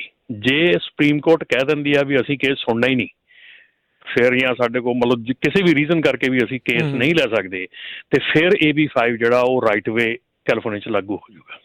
ਜੀ। ਇਸ ਦੇ ਵਿੱਚ ਇੱਕ ਚੀਜ਼ ਹੋਰ ਦੇਖਣ ਨੂੰ ਮਿਲੀ ਹੈ, ਇੱਕ ਨਵਾਂ ਲਾਸੂਟ ਫਾਈਲ ਹੋਇਆ AB5 ਦੇ ਖਿਲਾਫ, ਜਿਸ ਦੇ ਵਿੱਚ ਇੱਕ ਆਕਸਨਟ ਦਾ ਰਹਿਣ ਵਾਲਾ ਰੈਜ਼ੀਡੈਂਟ ਐਰਨ ਸਟਾਰ ਉਹ ਇਹ ਦਾਅਵਾ ਕਰ ਰਿਹਾ ਹੈ ਵੀ ਇਸ ਦੇ ਨਾਲ ਜਿਹੜੀ first amendment freedom of speech the protection ਆ ਉਹ ਵਾਇਲੇਟ ਹੁੰਦੀ ਆ। ਸੋ ਇਸ ਦੇ ਉੱਤੇ ਕਹਿੰਦੇ ਵੀ ਜਿਹੜੀ ਸਟੇਟ ਆਫ ਕੈਲੀਫੋਰਨੀਆ ਆ ਉਹ ਮੇ ਵੀ ਆਉਣ ਵਾਲੇ ਦਿਨਾਂ ਦੇ ਵਿੱਚ, ਇਸ ਹਫਤੇ ਦੇ ਵਿੱਚ ਜਿਹੜੇ ਅਟਰਨੀ ਜਨਰਲ ਆ ਇੱਥੋਂ ਦੇ, ਉਹ ਜਿਹੜੇ ਆ ਉਹ ਇਸ ਦੇ ਉੱਤੇ ਰਿਪਲਾਈ ਦੇਣਗੇ, ਜਵਾਬ ਦੇਣਗੇ ਵੀ AB5 ਦਾ ਤੇ freedom of speech the protection the violation ਦਾ ਕੀ ਜਿਹੜਾ ਉਹ ਸੰਬੰਧ ਆ। ਸੋ ਵੱਖ-ਵੱਖ ਤਰੀਕੇ ਤੋਂ AB5 ਦੇ ਉੱਤੇ ਜਿਹੜੇ ਕਹਿ ਸਕਦੇ ਆ ਵੀ ਉਹ ਟਰਾਈ ਕਰ ਰਹੇ ਆ ਵੀ ਇਸ ਦੇ ਉੱਤੇ ਇੰਜੰਕਸ਼ਨ ਪੱਕੇ ਤੌਰ ਦੇ ਉੱਤੇ ਜਿਹੜੀ ਉਹ ਲੱਗ ਜਾਵੇ। ਤੇ ਜੇ ਅਗਲੀ ਜਿਹੜੀ ਆਪਾਂ ਰਮਨ ਜੀ ਗੱਲ ਜੇ ਆਪਾਂ ਕਰੀਏ, ਲਾਸਟ ਵੀਕ ਤੁਸੀਂ ਵੀ ਜਿਹੜੇ ਅਵੇਲੇਬਲ ਨਹੀਂ ਸੀਗੇ ਕਿਉਂਕਿ ਇੱਕ ਤੁਹਾਡੀ FMCSA ਦੇ ਨਾਲ ਰਾਊਂਡ ਟੇਬਲ ਕਾਨਫਰੰਸ ਮੀਟਿੰਗ ਜਿਹੜੀ ਆ ਉਹ ਚੱਲ ਰਹੀ ਸੀਗੀ। ਸੋ ਉਸ ਦੇ ਬਾਰੇ ਜਾਣਕਾਰੀ ਦਿਓ, ਅਪਡੇਟਸ ਦਿਓ ਵੀ ਉਹ ਮੀਟਿੰਗ ਦੇ ਵਿੱਚ FMCSA ਕੀ ਸੋਚ ਰਿਹਾ ਹੈ, ਕੀ ਉਹਨਾਂ ਨੇ ਕਰਨਾ ਹੈ, ਕੀ ਤਬਦੀਲੀਆਂ ਦੀ ਗੱਲਬਾਤ ਹੋ ਰਹੀ ਆ, ਜਾਂ ਕਿੱਥੇ ਸਖਤੀ ਜਾਂ ਕਿੱਥੇ ਢਿੱਲ ਜਿਹੜੀ ਉਸ ਦੀ ਗੱਲ ਹੋ ਰਹੀ ਹੈ? ਬਿਲਕੁਲ ਰਾਜਕਰਨ, ਇਹ ਜਿਹੜੀ ਮੀਟਿੰਗ ਸੀਗੀ ਇਹ department of labour, department of transportation DOT, DOL ਤੇ FMCSA, ਇਹਨਾਂ ਤਿੰਨਾਂ ਜਿਹੜੇ ਸਰਕਾਰੀ ਅਦਾਰੇ ਆ ਇਹਨਾਂ ਨੇ ਰਲ ਕੇ ਕੀਤੀ ਸੀ। FMCSA ਦੇ ਮੀਰਾ ਜੋਸ਼ੀ ਜਿਹੜੇ ਉਹਨਾਂ ਨੇ ਹੋਸਟ ਕੀਤੀ ਸੀਗੀ ਮੀਟਿੰਗ। ਸੋ ਇਹਦੇ ਵਿੱਚ ਜਿਹੜਾ ਮੇਨ ਰੀਜ਼ਨ ਸੀਗਾ ਕਿ ਜਿਹੜੀ ਸਪਲਾਈ ਚੇਨ ਡਿਸਟਰਪਸ਼ਨ ਹੈ, ਸਪਲਾਈ ਚੇਨ ਦੀ ਸਸਟੇਨੇਬਿਲਿਟੀ ਹੈਗੀ ਆ ਉਹ, ਤੇ ਜਿਹੜੇ ਡਰਾਈਵਰ ਰਿਟੇਨ ਹੈਗੇ ਆ, ਡਰਾਈਵਰ ਕਿਵੇਂ ਇੱਕ ਟਰੱਕਿੰਗ ਕੰਪਨੀ ਜਿਹੜੀ ਆ ਉਹਨੂੰ ਉਹ ਡਰਾਈਵਰ ਨੂੰ ਰਿਟੇਨ ਕਰੇ, ਜਾਂ ਕਿਉਂਕਿ ਅੱਜ ਦੀ ਤਰੀਕ ਦੇ ਵਿੱਚ ਡਰਾਈਵਰ ਰਿਟੈਂਸ਼ਨ ਜਿਹੜੀ ਆ ਉਹ ਬਹੁਤ ਵੱਡੀ ਪ੍ਰੋਬਲਮ ਬਣੀ ਹੋਈ ਹੈ, ਕਿਉਂਕਿ ਡਰਾਈਵਰ ਇੱਕ ਕੰਪਨੀ ਤੋਂ ਦੂਜੀ ਕੰਪਨੀ, ਦੂਜੀ ਤੀਜੀ ਚੌਥੀ ਕੰਪਨੀ ਦੇ ਮਤਲਬ ਮੂਵ ਆਊਟ ਕਰ ਰਹੇ ਆ। ਸੋ ਕਿੱਦਾਂ ਉਹਨੂੰ ਰੋਕਿਆ ਜਾ ਸਕੇ, ਕਿੱਦਾਂ ਡਰਾਈਵਰ ਰਿਟੈਂਸ਼ਨ ਜਿਹੜੀ ਵਧਾਈ ਜਾ ਸਕੇ, ਜਾਂ ਡਰਾਈਵਰ ਜਿਹੜੇ ਆ ਉਹ ਆ ਰਹੇ ਆ ਉਹ ਮਤਲਬ ਕਿ ਇਹ ਇੰਡਸਟਰੀ ਛੱਡ ਕੇ ਨਾ ਜਾਣ, ਉਹ ਇਸ ਇੰਡਸਟਰੀ ਦੇ ਵਿੱਚੋਂ ਮੂਵ ਆਊਟ ਨਾ ਹੋਣ। ਸੋ ਕਿਸ ਤਰੀਕੇ ਦੇ ਨਾਲ ਜਿਹੜੇ ਡਰਾਈਵਰ ਆ ਉਹਨਾਂ ਨੂੰ ਰਿਟੇਨ ਕੀਤਾ ਜਾ ਸਕੇ। ਸੋ ਉਹਦੇ ਵਿੱਚ ਜਿਹੜਾ ਸਾਰਿਆਂ ਨਾਲੋਂ ਪਹਿਲਾ ਜਿਹੜਾ ਉਹਨਾਂ ਨੇ ਦਿੱਤਾ ਕਿ ਆਪਣੇ ਜਿਹੜੇ ਸੇਫਟੀ ਐਡਵੋਕੇਟਸ ਹੈਗੇ ਸੀਗੇ, ਸੇਫਟੀ ਐਡਵੋਕੇਟਸ ਜਿਨ੍ਹਾਂ ਨੇ 4 ਡਿਫਰੈਂਟ ਐਸੋਸੀਏਸ਼ਨ ਸੀਗੀਆਂ, ਜਾਂ ਐਸੋਸੀਏਸ਼ਨ ਨਹੀਂ ਕਹਿ ਸਕਦੇ, ਜਥੇਬੰਦੀਆਂ ਸੀਗੀਆਂ ਜਿਨ੍ਹਾਂ ਨੇ ਕਿ ਇਹਦੇ ਵਿੱਚ ਹਿੱਸਾ ਲਿਆ ਸੀ। ਉਹਨਾਂ ਨੇ ਇੱਕ ਆਵਾਜ਼ ਦੇ ਵਿੱਚ ਇੱਕ ਚੀਜ਼ ਜਿਹੜੀ ਆ ਉਹ ਬਹੁਤ ਜ਼ੋਰ ਨਾਲ ਕਹੀ ਆ ਕਿ ਜਿਹੜੇ ਸਾਰੇ ਜਿਹੜੇ ਕਮਰਸ਼ੀਅਲ ਮੋਟਰ ਵਹੀਕਲ ਹੈਗੇ ਆ ਉਹ ਐਡਵਾਂਸ ਸੇਫਟੀ ਟੈਕਨੋਲੋਜੀ ਦੇ ਨਾਲ ਜਿਹੜੇ ਆ ਇਕੁਇਪਡ ਹੋਣੇ ਚਾਹੀਦੇ, ਜਿਹਦਾ ਮਤਲਬ ਕਿ ਆਟੋਮੈਟਿਕ ਐਮਰਜੈਂਸੀ ਬ੍ਰੇਕਿੰਗ ਜਿਹੜੀ ਆ ਉਹ ਹਰ ਟਰੱਕ ਦੇ ਵਿੱਚ ਹੋਣੀ ਚਾਹੀਦੀ, ਲਾਜ਼ਮੀ ਹੋਣੀ ਚਾਹੀਦੀ ਹੈ। ਔਰ ਗਾਂਹ ਵਾਸਤੇ ਆਉਣ ਵਾਲੇ ਟਾਈਮ ਵਾਸਤੇ ਇਹ ਇੱਕ ਲਾਜ਼ਮੀ ਜਿਹੜਾ ਬੇਸਿਕ ਹਿੱਸਾ ਬਣਾ ਦੇਣਾ ਚਾਹੀਦਾ ਆ ਉਹਦੇ ਲਈ, ਠੀਕ ਆ ਜੀ। ਸੋ ਉਸ ਤੋਂ ਅਗਲਾ ਜਿਹੜਾ ਉਹਨਾਂ ਨੇ ਕਿਹਾ ਕਿ ਜਿਹੜੇ ਵੀ ਕੰਪਨੀਆਂ ਜਿਨ੍ਹਾਂ ਦੇ ਆਪਣੀ ਫਲੀਟ ਜਿਨ੍ਹਾਂ ਦਾ ਟਰੱਕ ਬਾਹਰ ਚੱਲ ਰਿਹਾ ਹੈਗਾ, ਉਹਨਾਂ ਨੂੰ ਇੰਸ਼ੋਰ ਕਰਨਾ ਪੈਣਾ ਕਿ ਇੰਸ਼ੋਰ ਕਰਨਾ ਚਾਹੀਦਾ ਕਿ ਟਰੱਕ ਜਿਹੜੇ ਬਾਹਰ ਚੱਲ ਰਹੇ ਹੈਗੇ ਉਹ ਇਨ ਗੁੱਡ ਵਰਕਿੰਗ ਕੰਡੀਸ਼ਨ ਹੈਗੀ ਆ, ਕਿ ਤੁਸੀਂ ਡਰਾਈਵਰ ਨੂੰ ਪੁਸ਼ ਨਹੀਂ ਕਰ ਸਕਦੇ, ਕਿਉਂਕਿ ਬਹੁਤ ਜ਼ਿਆਦਾ ਡਰਾਈਵਰ ਜਿਹੜੇ ਆ ਉਹ ਇਸ ਰੀਜ਼ਨ ਤੋਂ ਵੀ ਲੀਵ ਕਰਦੇ ਆ ਕਿ ਕਿਸੇ ਕੰਪਨੀ ਜਿਹੜੀ ਆ ਉਹ ਆਪਣਾ ਟਰੱਕ ਪ੍ਰੋਬਬਲੀ ਸਹੀ ਢੰਗ ਨਾਲ ਮੇਨਟੇਨ ਨਹੀਂ ਕਰਕੇ ਰੱਖਦੀ। ਟਰੱਕ ਜਿਹੜੇ ਆ ਉਹ ਵੈਲ ਮੇਨਟੇਨ ਟਰੱਕ ਨਹੀਂ ਹੈਗੇ, ਉੱਦਾਂ ਹੀ ਸੜਕ 'ਤੇ ਤੋਰ ਦਿੱਤੇ ਜਾਂਦੇ ਆ। ਤੀਸਰੀ ਜਿਹੜੀ ਗੱਲ ਕੀਤੀ ਗਈ ਉਹ ਕੀਤੀ ਗਈ ਕਿ ਐਂਪਲ ਟਰੱਕ ਪਾਰਕਿੰਗ ਜਿਹੜੀ ਆ, ਸੇਫ ਅਤੇ ਸਿਕਿਉਰ ਟਰੱਕ ਪਾਰਕਿੰਗ ਅਤੇ ਰੈਸਟ ਏਰੀਆ ਜਿਹੜੀ ਆ ਉਹ ਵਧਾਏ ਜਾਣ, ਉਹ ਉਹਨਾਂ ਦੇ ਉੱਤੇ ਕੰਮ ਕੀਤਾ ਜਾਵੇ। ਉਸ ਤੋਂ ਬਾਅਦ ਜਿਹੜਾ ਇੰਪਰੂਵਿੰਗ ਜਿਹੜਾ ਡਰਾਈਵਰ ਟ੍ਰੇਨਿੰਗ ਦਾ ਜਿਹੜਾ ਇੱਕ ਕੰਟੈਂਟ ਹੈਗਾ ਉਹਨੂੰ ਇੰਪਰੂਵ ਕਰਨ ਦੀ ਗੱਲ ਜਿਹੜੀ ਆ ਉਹ ਵੀ ਕੀਤੀ ਗਈ ਆ। ਉਸ ਤੋਂ ਬਾਅਦ ਜਿਹੜੇ ਟ੍ਰੇਨਰ ਹੈਗੇ, ਜਿਹੜੇ ਸਕੂਲਾਂ ਦੇ ਵਿੱਚ ਟ੍ਰੇਨਰ ਹੈਗੇ ਆ, ਉਹਨਾਂ ਦੀ ਕੁਆਲੀਫਿਕੇਸ਼ਨ ਦੇ ਉੱਤੇ ਵੀ ਕੁਐਸਚਨ ਚੁੱਕਿਆ ਗਿਆ ਔਰ ਉੱਥੇ ਗੱਲ ਕੀਤੀ ਵੀ ਇੱਕ ਕੰਸਿਸਟੈਂਟ ਜਿਹੜੀ ਕੁਆਲੀਫਿਕੇਸ਼ਨ ਆ ਉਹ ਟ੍ਰੇਨਰਸ ਦੀ ਹੋਣੀ ਚਾਹੀਦੀ ਆ। ਸੋ ਇਹਦੇ ਉੱਤੇ ਇਸ ਤੋਂ ਅੱਗੇ ਜਿਹੜਾ ਸੀਗਾ ਕਿ ਹਰਾਸਮੈਂਟ ਪ੍ਰੋਟੋਕੋਲਸ ਹੈਗੀਆਂ ਉਹ ਸੈੱਟ ਕਰਨੀਆਂ ਚਾਹੀਦੀਆਂ ਟ੍ਰੇਨਿੰਗ ਪ੍ਰੋਗਰਾਮਸ ਵਿੱਚ। ਹੁਣ ਇਹ ਜਿਹੜਾ ਕੁਐਸਚਨ ਸੀਗਾ, ਇਹ ਜਿਹੜਾ ਇਹ ਮੁੱਦਾ ਉੱਠਿਆ ਕਿ ਜਿਹੜੀਆਂ ਵੱਡੀਆਂ ਟਰੱਕਿੰਗ ਕੰਪਨੀਆਂ ਹੈਗੀਆਂ ਉਹਨਾਂ ਦੇ ਵੱਲੋਂ ਜਿਹੜੇ ਸਕੂਲ ਚਲਾਏ ਜਾ ਰਹੇ ਆ ਉਹਦੇ ਵਿੱਚ ਜਿਹੜੀ ਟ੍ਰੇਨਿੰਗ ਪ੍ਰੋਗਰਾਮ ਜਿਹੜੇ ਹਰਾਸਮੈਂਟ ਪ੍ਰੋਟੋਕੋਲਸ ਆ ਉਹ ਸੈੱਟ ਕੀਤੇ ਜਾਣੇ ਚਾਹੀਦੇ ਕਿ ਉੱਥੇ ਹਰਾਸ ਨਾ ਕੀਤਾ ਜਾਵੇ ਡਰਾਈਵਰ ਨੂੰ, ਤਾਂ ਕਿ ਡਰਾਈਵਰ ਡਰ ਕੇ ਉੱਥੋਂ ਛੱਡ ਨਾ ਜਾਵੇ ਕੰਮ ਨੂੰ। ਉਸ ਤੋਂ ਬਾਅਦ ਜਿਹੜੀਆਂ ਆਪਣੀਆਂ ਜਿਹੜੀਆਂ ਕੰਪਨਸੇਸ਼ਨ ਸਟ੍ਰੈਟਜੀਜ਼ ਹੈਗੀਆਂ, ਕਿਉਂਕਿ ਹੁਣ ਕਈ ਵਾਰੀ ਆਪਾਂ ਸੁਣਦੇ ਹੈਗੇ ਆ ਕਿ ਜੇ ਡਰਾਈਵਰ ਜ਼ਿਆਦਾ ਆਵਰਸ ਕੰਮ ਕਰਦਾ ਹੈ ਜਾਂ ਜ਼ਿਆਦਾ ਸਪੀਡ ਨਾਲ ਟਰੱਕ ਚਲਾਉਂਦਾ ਆ, ਉਹਦੇ ਮਾਈਲਸ ਜ਼ਿਆਦਾ ਹੁੰਦੇ ਆ, ਉਹਦੇ ਘੰਟੇ ਜ਼ਿਆਦਾ ਲੱਗਦੇ ਆ। ਸੋ ਕਈ ਕੰਪਨੀਆਂ ਵੱਲੋਂ ਇਨਸੈਂਟਿਵਾਈਜ਼ ਕੀਤਾ ਜਾਂਦਾ ਡਰਾਈਵਰ ਨੂੰ ਇਹ ਚੀਜ਼ਾਂ ਕਰਨ ਲਈ, ਵੱਧ ਮਾਈਲ ਚਲਾ ਲਾ, ਵੱਧ ਘੰਟੇ ਕੰਮ ਕਰ ਲਾ। ਸੋ ਇਨਸੈਂਟਿਵਾਈਜ਼ ਉਸ ਚੀਜ਼ ਨੂੰ ਰੋਕਣ ਦੀ ਗੱਲ ਕੀਤੀ ਗਈ ਕਿ ਉਹ ਚੀਜ਼ ਨਹੀਂ ਹੋਣੀ ਚਾਹੀਦੀ, ਪੁਸ਼ ਨਹੀਂ ਕਰਨਾ ਚਾਹੀਦਾ। ਨਵੇਂ ਜਿਹੜੇ ਕੰਪਨਸੇਸ਼ਨ ਪੈਕੇਜਸ ਹੈਗੇ ਆ ਵਿਦ ਬੈਨੀਫਿਟਸ ਉਹ ਕੰਪਨੀਜ਼ ਵੱਲੋਂ ਜਿਹੜੇ ਪ੍ਰੋਵਾਈਡ ਕੀਤੇ ਜਾਣੇ ਚਾਹੀਦੇ ਆ। ਉਹਦੇ ਵਿੱਚ ਕਿਉਂਕਿ ਲੌਂਗ ਆਵਰਸ ਹੈਗੇ ਆ, ਕੰਮ ਕਰਦੇ ਹੈਗੇ, ਲੌਂਗ ਟਾਈਮ ਹੈਗਾ ਘਰੋਂ ਬਾਹਰ ਰਹਿਣਾ, ਸੋ ਇਸ ਕਰਕੇ ਉਹਨੂੰ ਇਨਸੈਂਟਿਵਾਈਜ਼ ਕੀਤਾ ਜਾਣਾ ਚਾਹੀਦਾ ਵਿਦ ਬੈਨੀਫਿਟਸ। ਤੇ ਅੱਗੇ ਜਾ ਕੇ ਇੱਕ ਗੱਲ ਹੋਈ ਹੈ ਕਿ ਹਾਇਰਿੰਗ ਪ੍ਰੈਕਟਿਸਿਸ ਜਿਹੜੀਆਂ ਆਪਣੀਆਂ ਇੰਡਸਟਰੀ ਦੇ ਵਿੱਚ ਤਾਂ ਚਲੋ ਸ਼ਾਇਦ ਆਪਾਂ ਪੰਜਾਬੀ ਕਮਿਊਨਿਟੀ ਦੇ ਵਿੱਚ ਇਹ ਸਮਝ ਜਾਂਦੇ ਹਾਂ ਕਿ ਟਰੱਕਿੰਗ ਦਾ ਕੀ ਮਤਲਬ, ਪਰ ਜਿਹੜੇ ਅੱਜ ਦੀ ਤਰੀਕ 'ਚ ਨਵੇਂ ਲੋਕੀ ਆ ਰਹੇ ਆ ਉਹਨਾਂ ਦੇ ਲਈ ਸ਼ਾਇਦ ਟਰੱਕਿੰਗ ਦਾ ਮਾਇਨਾ ਕੁਛ ਹੋਰ ਹੀ ਆ। ਪਰ ਟਰੱਕਿੰਗ ਦੀ ਜਿਹੜੀ ਲਾਈਫ ਹੈਗੀ ਆ ਉਹ ਬਹੁਤ ਡਿਫਰੈਂਟ ਹੈਗੀ ਆ, ਇਹ ਬੜੀ ਟਫ ਲਾਈਫ ਹੈਗੀ ਆ, ਜਿਹੜੇ ਕਿ ਵੀਕਸ ਐਂਡ ਵੀਕਸ ਤੁਸੀਂ ਘਰੋਂ ਬਾਹਰ ਰਹਿਣੇ ਆ, ਸੜਕ ਦੇ ਉੱਤੇ ਰਹਿਣਾ, ਸੌਣਾ, ਸਾਰਾ ਕਰਨਾ। ਸੋ ਉਹ ਜਿਹੜੀ ਆ ਹਾਇਰਿੰਗ ਪ੍ਰੈਕਟਿਸਿਸ ਦੇ ਵਿੱਚ ਇੰਸ਼ੋਰ ਕੀਤਾ ਜਾਣਾ ਚਾਹੀਦਾ ਕਿ ਟਰਾਂਸਪੇਰੈਂਸੀ ਹੋਣੀ ਚਾਹੀਦੀ ਆ। ਇਸ ਤੋਂ ਪਹਿਲਾਂ ਕਿ ਬੰਦਾ ਇਹ ਇੰਡਸਟਰੀ ਜੁਆਇਨ ਕਰੇ ਉਹਨੂੰ ਪਤਾ ਹੋਣਾ ਚਾਹੀਦਾ ਕਿ ਮੈਂ ਕਿੱਥੇ ਕੀ ਕਰਨ ਲੱਗਾ ਹਾਂ, ਠੀਕ ਹੈ ਜੀ। ਤੇ ਇਸ ਤੋਂ ਬਾਅਦ ਜਿਹੜਾ ਬਿਗੇਸਟ ਸੀਗਾ ਉਹ ਮੇਰੇ ਖਿਆਲ ਸ਼ਾਇਦ ਹੋ ਸਕਦਾ ਸਾਰਿਆਂ ਦੀ ਡਿਮਾਂਡ ਹੋਵੇ ਕਿ ਜਿਹੜੀ ਡਿਟੈਂਸ਼ਨ ਟਾਈਮ ਆ ਉਹਦੀ ਕੰਪਨਸੇਸ਼ਨ ਮਿਲਣੀ ਚਾਹੀਦੀ ਹੈ ਡਰਾਈਵਰ ਨੂੰ, ਤਾਂ ਕਿ ਡਰਾਈਵਰ ਜਿਹੜਾ ਆ ਉਹ ਜਦੋਂ, ਕਿਉਂਕਿ ਮੈਜੋਰਟੀ ਸਾਡੀ ਇੰਡਸਟਰੀ ਜਿਹੜੀ ਮਾਈਲਸ ਪਰ ਮਾਈਲਸ ਤੁਸੀਂ ਜਿਹੜਾ ਤੁਹਾਨੂੰ ਮਿਲਦਾ ਹੈਗਾ, ਸੋ ਪਰ ਮਾਈਲਸ ਜਦੋਂ ਤੁਸੀਂ ਬੈਠੇ ਆ ਡਿਟੈਂਸ਼ਨ ਦੇ 6 ਘੰਟੇ 7 ਘੰਟੇ 8 ਘੰਟੇ ਜਦੋਂ ਕਿਤੇ ਬੈਠੇ ਹੈਗੇ ਆ ਤੇ ਉਹ ਬੇਸਿਕਲੀ ਤੁਹਾਡੇ ਮਾਈਲਸ ਨਹੀਂ ਤੁਸੀਂ ਚਲਾ ਰਹੇ, ਪਰ ਤੁਹਾਡਾ ਟਾਈਮ ਕਾਊਂਟ ਹੋ ਰਿਹਾ, ਤੁਸੀਂ ਐਟ ਵਰਕ ਹੈਗੇ ਆ। ਸੋ ਡਿਟੈਂਸ਼ਨ ਟਾਈਮ ਜਿਹੜਾ ਉਹ ਮਿਲਣਾ ਚਾਹੀਦਾ ਹੈ। ਇੱਕ ਹੋਰ ਜਿਹੜੀ ਇੰਪੋਰਟੈਂਟ ਬੜੀ ਚੀਜ਼ ਸੀਗੀ ਕਿ DOT ਤੇ DOL ਤੇ ਜਿਹੜੀ ਇੰਡਸਟਰੀ ਹੈਗੀ ਹੈ, ਤਿੰਨ ਜਿਹੜੇ ਪਾਰਟਨਰਸ ਹੈਗੇ ਆ, ਇਹਨਾਂ ਦੇ ਵਿੱਚ ਜਿਹੜੀ ਕੋਆਰਡੀਨੇਸ਼ਨ ਬਹੁਤ ਘੱਟ ਹੈਗੀ ਆ। ਜਿਹੜਾ ਕਿ ਇਸ ਕੁਐਸਚਨ ਦੇ ਉੱਤੇ ਆਇਆ ਸੀਗਾ ਕਿ ਜਿਹੜੀ ਆਪਾਂ ਜਦੋਂ ਗੱਲ ਕਰਦੇ ਕਿ ਕਿਸੇ ਨੇ ਕੰਪਲੇਂਟ ਫਾਈਲ ਕਰਨੀ ਆ, ਕੋਈ ਵੀ ਚੀਜ਼ ਕੰਪਲੇਂਟ ਫਾਈਲ ਕਰਨੀ ਹੈ, ਤੇ ਸਾਨੂੰ ਕੰਪਲੇਂਟ ਜਿਹੜੀ ਫਾਈਲ ਕਰਨ ਵਾਸਤੇ ਇੰਨਾ ਟਫ, ਜਿਹੜਾ ਆਪਾਂ ਕਈ ਵਾਰੀ ਇਹ ਗੱਲ ਕਰਦੇ ਹਾਂ ਕਿ ਕੰਪਲੇਂਟ ਫਾਈਲ ਕਰਨੀ ਜਾਂ ਆਪਾਂ ਕਾਮੈਂਟਸ ਫਾਈਲ ਕਰ ਰਹੇ ਹਾਂ, ਉਹ ਬੜੇ ਟਫ ਹੈਗੇ ਆ, ਬੜੇ ਔਖੇ ਹੈਗੇ ਆ, ਬਹੁਤ ਮਤਲਬ ਕਿ ਲੱਭ ਕੇ ਜਾ ਕੇ ਤੁਹਾਨੂੰ ਉਹ ਚੀਜ਼ਾਂ ਕਰਨੀਆਂ ਪੈਂਦੀਆਂ, ਤੇ ਬਹੁਤ ਮੈਜੋਰਟੀ ਇਸੇ ਕਰਕੇ ਡਿਟਰ ਹੋ ਜਾਂਦੇ, ਉਹ ਕੋਈ ਇਹ ਗੱਲ ਕਰਦੇ ਨਹੀਂ ਇੱਦਾਂ ਦੀ।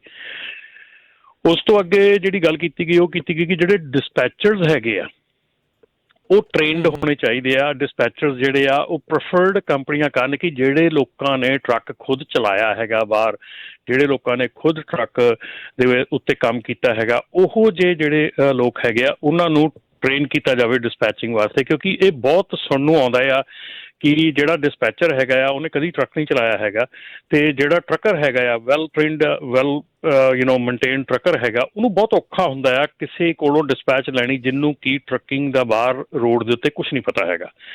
ਸੋ ਬਹੁਤ ਜ਼ਿਆਦਾ ਇਸ਼ੂ ਹੈਗਾ ਟਰੱਕਿੰਗ ਕੰਪਨੀਆਂ ਦੇ ਵਿੱਚ, ਬਹੁਤ ਜ਼ਿਆਦਾ ਪ੍ਰੋਬਲਮੈਟਿਕ ਹੈਗਾ ਕਿ ਜਿੱਥੇ ਤੁਹਾਨੂੰ ਕੋਈ ਡਾਇਰੈਕਟ ਕਰ ਰਿਹਾ ਆ ਉਸ ਕੰਮ ਕਰਨ ਵਾਸਤੇ ਜਿਹੜਾ ਕਿ ਉਹਨੇ ਕੰਮ ਖੁਦ ਕਦੀ ਕੀਤਾ ਨਹੀਂ ਗਾ।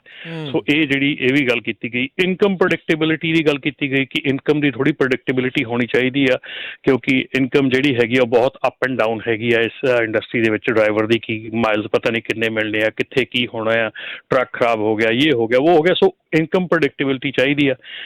ਤੇ ਬਾਕੀ ਉਹਨਾਂ ਨੂੰ ਕਿਹਾ ਗਿਆ ਕਿ ਜਿਹੜੀ ਮਲਟੀਲੈਂਗੁਅਲ ਹੈਗੀਆਂ ਜਿਹੜੀਆਂ ਸਾਊਥ ਏਸ਼ੀਅਨ ਕਮਿਊਨਿਟੀਜ਼ ਹੁਣ ਆ ਰਹੀਆਂ ਟਰੱਕਿੰਗ ਦੇ ਵਿੱਚ, ਇਹਨਾਂ ਨੂੰ ਰੀਚ ਆਊਟ ਕਰਨ ਨੂੰ, ਇਹਨਾਂ ਦੇ ਤੱਕ ਪਹੁੰਚ ਕਰਨ ਨੂੰ ਜਿਹੜਾ ਤੁਹਾਡਾ ਆਊਟਰੀਚ ਹੈਗੀ ਆ ਉਹ ਬਹੁਤ ਘੱਟ ਹੈਗੀ ਆ। ਸੋ ਇਹਨਾਂ ਕਮਿਊਨਿਟੀਜ਼ ਦੇ ਵਿੱਚ ਆਊਟਰੀਚ ਕੀਤੀ ਜਾਣੀ ਚਾਹੀਦੀ ਹੈ, ਇਹਨਾਂ ਕਮਿਊਨਿਟੀਜ਼ ਦੇ ਵਿੱਚ ਪਹੁੰਚ ਕੀਤੀ ਜਾਣੀ ਚਾਹੀਦੀ ਆ, ਤਾਂ ਕਿ ਇਹਨਾਂ ਕਮਿਊਨਿਟੀਜ਼ ਦੇ ਵਿੱਚ ਜਿਹੜੀ ਇਸ ਵੇਲੇ ਜਿਹੜਾ ਅਸੀਂ ਵੈਕਿਊਮ ਗੈਪ ਜਿਹੜਾ ਪੂਰਾ ਕਰ ਰਹੇ ਹਾਂ, ਉਹ ਵੈਕਿਊਮ ਗੈਪ ਜਿਹੜਾ ਆ ਉਹ ਇਹ ਕਮਿਊਨਿਟੀਜ਼ ਪੂਰਾ ਕਰ ਰਹੀਆਂ, ਪਰ ਇਹਨਾਂ ਨੂੰ ਆਊਟਰੀਚ ਜਿਹੜੀ ਆ ਉਹ ਬਿਲਕੁਲ ਬਹੁਤ ਘੱਟ ਹੈਗੀ ਆ। ਇਹਨਾਂ ਦੀ ਖੁਦ ਦੀ ਲੈਂਗੁਏਜ ਦੇ ਵਿੱਚ ਕਹਿ ਲਓ ਜਾਂ ਕਿਸ ਤਰ੍ਹਾਂ ਵੀ ਕਹਿ ਲਓ, ਉਹ ਆਊਟਰੀਚ ਜਿਹੜੀ ਆ ਉਹ ਡਿਪਾਰਟਮੈਂਟ ਨੂੰ ਵਧਾਉਣੀ ਚਾਹੀਦੀ ਆ। ਜੀ ਬਿਲਕੁਲ। ਸੋ ਗੱਲਾਂ ਜਿਹੜੀਆਂ ਮੋਟੀਆਂ-ਮੋਟੀਆਂ ਜਿਸ ਦੇ ਬਾਰੇ ਅਕਸਰ ਚਰਚਾ ਜਿਹੜੀ ਉਹ ਚੱਲਦੀ ਰਹਿੰਦੀ, ਉਹ ਇਹਨਾਂ ਨੇ ਜਿਹੜੀਆਂ ਕੀਤੀਆਂ ਆ। ਚਲੋ ਰਾਊਂਡ ਟੇਬਲ ਕਰਕੇ ਇਹਨਾਂ ਨੇ ਸਮਰੀ ਜੀ ਤਾਂ ਜਿਹੜੀ ਇਹ ਕਰ ਲਈ, ਤਿਆਰ ਕਰ ਲਈ ਵੀ ਆਹ ਸਟ੍ਰੈਟਜੀਜ਼ ਹੋਣੀਆਂ ਆ, ਪਰ ਇਹਨਾਂ ਨੂੰ ਲਾਗੂ ਕਿੱਦਾਂ ਹੋਣਾ, ਕਿਵੇਂ ਹੋਣਾ ਆ, ਉਸ ਦੇ ਉੱਤੇ ਕਿੱਦਾਂ ਦੀ ਜਿਹੜੀ ਵਿਚਾਰ ਰਹੀ? ਬਿਲਕੁਲ, ਇਹਦੇ ਤੇ ਅਜੇ ਪਹਿਲਾ ਦੌਰ ਇਹ ਚੱਲਿਆ ਹੈਗਾ। ਇਹ ਬਾਈਡਨ ਪ੍ਰੋਸੈਸ ਜਿਹੜਾ ਬਾਈਡਨ ਪ੍ਰੋਸੈਸ ਹੈਗਾ, ਐਡਮਿਨਿਸਟ੍ਰੇਸ਼ਨ ਹੈਗੀ ਆ, ਉਹਨਾਂ ਦੇ ਵੱਲੋਂ ਜਿਹੜਾ ਆਪਣੀ supply chain and workforce stability ਜਿਹੜੀ ਗੱਲ ਕੀਤੀ ਜਾ ਰਹੀ ਆ, ਉਹਦੇ ਤਹਿਤ ਇਹਨੂੰ ਕੀਤਾ ਗਿਆ ਹੈ। ਸੋ ਇਹ ਫਸਟ ਜਿਹੜੀ ਰਾਊਂਡ ਟੇਬਲ ਸੀਗੀ, ਤੇ ਉਹਦੇ ਤੋਂ ਬਾਅਦ ਜਿਹੜਾ ਇਹਦਾ ਹੁਣ ਪ੍ਰੋਸੈਸ ਹੈਗਾ ਉਹ ਸ਼ੁਰੂ ਹੋਇਆ ਹੈਗਾ। ਸੋ ਟਾਈਮ ਟੂ ਟਾਈਮ ਜਿਹੜੀਆਂ ਮੀਟਿੰਗਸ ਆ, ਟਾਈਮ ਟੂ ਟਾਈਮ ਇਹ 'ਤੇ ਸਟ੍ਰੈਟੇਜੀਜ਼ ਆ। ਹੁਣ ਇਹਦੇ ਵਿੱਚ ਇੱਕ ਚੀਜ਼ ਜਿਹੜੀ ਆ ਰਾਜਕਿਰਨ, ਆਪਾਂ ਗੱਲ ਕਰੀਏ ਜੇ ਜਿਹੜਾ ਆਪਣਾ ਨਿਊ ਡਰਾਈਵਰ ਟ੍ਰੇਨਿੰਗ ਦੇ ਉੱਤੇ ਆ, ਹੈ ਨਾ, ਕੰਟੈਂਟ ਇੰਪਰੂਵ ਕਰਨ ਦੀ ਗੱਲ ਕੀਤੀ ਗਈ ਆ, ਉਹ ਆਪਣਾ ਜਿਹੜਾ ਇਸ ਵੇਲੇ ਹੈਗਾ ਕਿ ਉਹ ਸ਼ੁਰੂ ਕਰ ਦਿੱਤਾ ਗਿਆ ਹੈ। ਜਿਹੜਾ ਨਿਊ ਡਰਾਈਵਰ ਟ੍ਰੇਨਿੰਗ ਪ੍ਰੋਗਰਾਮ ਹੈਗਾ ਆ, ਹੈ ਨਾ, ਉਹਦੀ ਜਿਹੜੀ ਇਸ ਵੇਲੇ ਜਿਹੜੇ ਟ੍ਰੇਨਰਸ ਹੈਗੇ ਆ, ਠੀਕ ਹੈ ਨਾ, ਟ੍ਰੇਨਰਸ ਦੀ ਐਂਟਰੀ ਜਿਹੜੀ ਆ ਉਹ ਆਲਰੇਡੀ ਜਿਹੜੀ ਆ ਇਹ ਸ਼ੁਰੂ ਕਰ ਦਿੱਤੀ। ਉਹਨਾਂ ਦੀ ਜਿਹੜੀ ਆ ਯਾਰ ਮੈਂ ਕੀ ਕਹਿ ਰਿਹਾ ਸੀਗਾ ਕਿ ਉਹਨਾਂ ਦੀ ਜਿਹੜੀ ਰਜਿਸਟਰੀ ਹੈਗੀ ਆ, ਰਜਿਸਟਰੀ ਜਿੱਦਾਂ ਆਪਾਂ ਡਰੱਗ ਐਲਕੋਹਲ ਹਾਊਸ ਦਾ ਜਿਹੜਾ ਦੇਖਿਆ, drug and alcohol the registry ਸੀ ਨਾ, ਉਹ ਆਲਰੇਡੀ ਜਿਹੜੀ ਆ ਉਹ ਓਪਨ ਹੋ ਚੁੱਕੀ ਆ। ਸੋ ਉਹ ਫਰਵਰੀ 7 2022 ਜਿਹੜੀ ਹੈਗੀ ਆ ਉਹਨਾਂ ਦੀ ਉਹ ਸਟਾਰਟ ਡੇਟ ਹੈਗੀ ਆ, ਜਿੱਥੇ ਕਿ ਨਵਾਂ ਐਂਟਰੀ ਲੈਵਲ ਡਰਾਈਵਰ ਟ੍ਰੇਨਿੰਗ ਜਿਹੜੀ ਰੈਗੂਲੇਸ਼ਨ ਹੈਗੀ ਆ ਉਹਨੇ ਇਫੈਕਟ ਕਰਨਾ ਹੈਗਾ, ਟੇਕ ਇਫੈਕਟ ਕਰਨਾ। ਉਸ ਤੋਂ ਬਾਅਦ ਫਰਵਰੀ 7 2022 ਤੋਂ ਬਾਅਦ ਜਿਹੜੇ ਵੀ ਡਰਾਈਵਰ ਲਾਇਸੈਂਸ ਲੈਣਾ ਹੈਗਾ, ਟ੍ਰੇਨਿੰਗ ਲੈਣੀ ਹੈਗੀ ਆ, ਉਹਨਾਂ ਨੂੰ ਸਪੈਸੀਫਿਕ ਟ੍ਰੇਨਰ ਹੀ ਲੈਣੇ ਪੈਣਗੇ ਜਿਹੜੇ ਇਸ ਰਜਿਸਟਰੀ ਦੇ ਤਹਿਤ ਆਪਣੇ ਆਪ ਨੂੰ ਰਜਿਸਟਰ ਕਰ ਲੈਣਗੇ। ਸੋ ਬੇਸਿਕਲੀ ਗੱਲ ਕੀ ਕੀਤੀ ਗਈ ਹੈ ਕਿ ਜਿਹਨੇ ਵੀ ਕਿਸੇ ਨੇ ਤੁਸੀਂ ਜੇ ਕੋਈ ਟਰੱਕ ਸਕੂਲ ਹੈਗਾ ਜਿਹੜੇ ਟ੍ਰੇਨਿੰਗ ਦਿੰਦੇ ਹੈਗੇ ਆ, ਸੋ ਉਹਨਾਂ ਦੀ ਇੱਕ ਰਜਿਸਟਰੀ, ਉਹਨਾਂ ਦਾ ਇੱਕ ਡਾਟਾਬੇਸ ਜਿਹੜਾ ਬਣਨਾ ਸ਼ੁਰੂ ਹੋ ਗਿਆ। ਔਰ ਇਹ ਜਿਹੜਾ ਡਾਟਾਬੇਸ ਹੈਗਾ, ਜੇ ਤੁਸੀਂ ਕੱਲ੍ਹ ਨੂੰ ਟਰੱਕ ਸਿੱਖਣਾ ਹੈਗਾ ਤੇ ਤੁਹਾਨੂੰ ਇਸ ਡਾਟਾਬੇਸ ਦੇ ਵਿੱਚੋਂ ਆਪਣਾ ਟ੍ਰੇਨਿੰਗ ਪ੍ਰੋਵਾਈਡਰ ਜਿਹੜਾ ਆ ਉਹ ਲੈਣਾ ਪਊਗਾ। ਜੇ ਉਹ ਇਹਦੇ ਵਿੱਚ ਰਜਿਸਟਰਡ ਨਹੀਂ ਹੈਗਾ ਤੇ ਬੇਸਿਕਲੀ ਉਹ ਟ੍ਰੇਨਿੰਗ ਨਹੀਂ ਦੇ ਸਕਦੇ ਹੈਗੇ। ਸੋ ਜਿਹੜੀ ਰਜਿਸਟਰੀ ਹੈਗੀ ਆ ਉਹ ਸਿਰਫ ਇਹ ਹੈਗੀ ਆ ਕਿ ਤੁਸੀਂ ਇਹਦੇ ਵਿੱਚ ਰਜਿਸਟਰ ਕਰਨ ਦਾ ਮਤਲਬ ਸਿਰਫ ਇਹ ਨਹੀਂ ਗਾ ਕਿ ਤੁਸੀਂ ਸਿਰਫ ਜਾ ਕੇ ਉੱਥੇ ਆਪਣੀ ਰਜਿਸਟਰੀ ਕਰਤੀ, ਯੂ ਆਰ ਡਨ, ਹੈ ਨਾ। ਸੋ ਉਹਦੇ ਵਿੱਚ ਐਲੀਜੀਬਿਲਿਟੀ ਰੱਖੀ ਗਈ ਆ ਟ੍ਰੇਨਿੰਗ ਪ੍ਰੋਵਾਈਡਰ ਦੀ, ਠੀਕ ਹੈ ਜੀ। ਜੀ ਮੇਰੇ ਖਿਆਲ ਬਹੁਤ ਸਮੇਂ ਤੋਂ ਰਾਜਕਿਰਨ ਟਰੱਕ ਸਕੂਲਾਂ ਦੇ ਉੱਤੇ ਸਾਰੇ ਜਾਣੇ ਕੁਐਸਚਨ ਚੱਕਦੇ ਸੀਗੇ, ਔਰ ਉਹਦਾ ਜਵਾਬ ਸ਼ਾਇਦ ਮੇਰੇ ਖਿਆਲ ਉਹਨਾਂ ਸਾਰਿਆਂ ਨੂੰ ਅੱਜ ਮਿਲ ਰਿਹਾ ਹੋਊਗਾ ਕਿ ਇਹ ਜਿਹੜੀ ਰਜਿਸਟਰੀ ਹੈਗੀ ਆ, ਇਹਦੇ ਵਿੱਚ ਜਿਹੜਾ ਟਰੱਕ ਸਕੂਲ ਹੈਗਾ ਉਹਨਾਂ ਨੂੰ ਪਹਿਲਾਂ ਤਾਂ ਫੋਲੋ ਕਰਨਾ ਪਊਗਾ ਜਿਹੜਾ ਕਰਿਕੂਲਮ, ਜਿਹੜਾ ਸਿਲੇਬਸ ਜਿਹੜਾ ਉਹਨਾਂ ਨੇ ਬਣਾਇਆ ਹੈਗਾ, ਉਹ ਫੁੱਲ ਜਿਹੜਾ ਸਿਲੇਬਸ ਹੈਗਾ ਉਹਦੇ ਅਕੋਰਡਿੰਗਲੀ ਉਹਨਾਂ ਨੂੰ ਕਰਨਾ ਪਊਗਾ ਕੰਮ। ਦੂਸਰਾ ਜਿਹੜਾ ਹੈਗਾ ਇਹ 'ਚ ਕ੍ਰਾਈਟੇਰੀਆ ਹੈਗਾ ਕਿ ਕੌਣ ਐਲੀਜੀਬਲ ਆ, ਕਿਹੜਾ ਸਰਵਿਸ ਪ੍ਰੋਵਾਈਡਰ, ਜਿਹੜਾ ਟਰੱਕ ਸਕੂਲ ਦਾ ਸਰਵਿਸ ਪ੍ਰੋਵਾਈਡਰ ਆ, ਉਹ ਕਿਹੜਾ ਟਰੱਕ ਸਕੂਲ ਆ ਜਿਹੜਾ ਐਲੀਜੀਬਲ ਆ। ਸੋ ਪਹਿਲੀ ਆ ਕਿ ਉਹਨਾਂ ਨੂੰ ਪੂਰਾ ਕਰਿਕੂਲਮ ਉਹ ਵਾਲਾ ਪੜ੍ਹਾਉਣਾ ਪਊਗਾ, ਸਿਲੇਬਸ। ਦੂਜੀ ਗੱਲ ਹੈ ਕਿ ਜਿਹੜੀ ਫੈਸਿਲਿਟੀ ਹੈਗੀ ਆ, ਜਿਹੜਾ ਟਰੱਕ ਸਕੂਲ ਦੀ ਫੈਸਿਲਿਟੀ ਆ, ਉਹ ਜਿਹੜਾ ਗਵਰਨਮੈਂਟ ਨੇ ਕ੍ਰਾਈਟੇਰੀਆ ਸੈੱਟ ਕੀਤਾ, ਉਹ ਕ੍ਰਾਈਟੇਰੀਆ ਨੂੰ ਮੀਟ ਕਰਦੀ ਹੋਣੀ ਚਾਹੀਦੀ ਆ। ਠੀਕ ਹੈ ਨਾ, ਜਿੱਦਾਂ ਉਹਨਾਂ ਨੇ ਕ੍ਰਾਈਟੇਰੀਆ ਸੈੱਟ ਕੀਤਾ, ਇੰਨੀ ਜਗ੍ਹਾ ਚਾਹੀਦੀ, ਆਹ ਚਾਹੀਦਾ, ਆਹ ਚਾਹੀਦਾ, ਉਹ ਸਾਰੀ ਜਿਹੜੀ ਕ੍ਰਾਈਟੇਰੀਆ ਉਹ ਫਿੱਟ ਹੋਣਾ ਚਾਹੀਦਾ। ਜਿਹੜਾ ਵਹੀਕਲਸ ਜਿਨ੍ਹਾਂ ਦੇ ਉੱਤੇ ਟ੍ਰੇਨਿੰਗ ਦਿੱਤੀ ਜਾਂਦੀ ਆ, ਉਹ ਵਹੀਕਲ ਦਾ ਕ੍ਰਾਈਟੇਰੀਆ ਵੀ ਉਹਨਾਂ ਨੂੰ ਮੀਟ ਕਰਨਾ ਪਊਗਾ। ਜੇ ਉਹ ਉੱਥੇ ਕਹਿ ਰਹੇ ਆ ਕਿ 53 ਫੁੱਟ ਦੇ ਉੱਤੇ ਟ੍ਰੇਨਿੰਗ ਦੇਣੀ ਆ, ਤਾਂ 53 ਫੁੱਟ ਦੇ ਉੱਤੇ ਹੀ ਟ੍ਰੇਨਿੰਗ ਦਿੱਤੀ ਜਾਊਗੀ। ਜਿੱਦਾਂ ਕਿ ਅੱਜ ਕੱਲ੍ਹ ਆਪਾਂ ਬਹੁਤ ਵਾਰੀ ਆਪਣੇ ਕੁਐਸਚਨ ਆਉਂਦਾ ਆ ਕਿ ਕਿਉਂ ਛੋਟੇ ਜਿਹੜੇ ਟ੍ਰੇਲਰ ਹੈਗੇ ਆ, 27 ਫੁੱਟੇ 26 ਫੁੱਟੇ ਟ੍ਰੇਲਰ ਦੇ ਉੱਤੇ ਟ੍ਰੇਨਿੰਗ ਦੇ ਦਿੱਤੀ ਜਾਂਦੀ ਆ, ਲੇਕਿਨ ਉਹਨਾਂ ਨੂੰ 26 ਫੁੱਟਾ ਤਾਂ ਕਦੀ ਚਲਾਉਣਾ ਹੀ ਨਹੀਂ ਹੁੰਦਾ।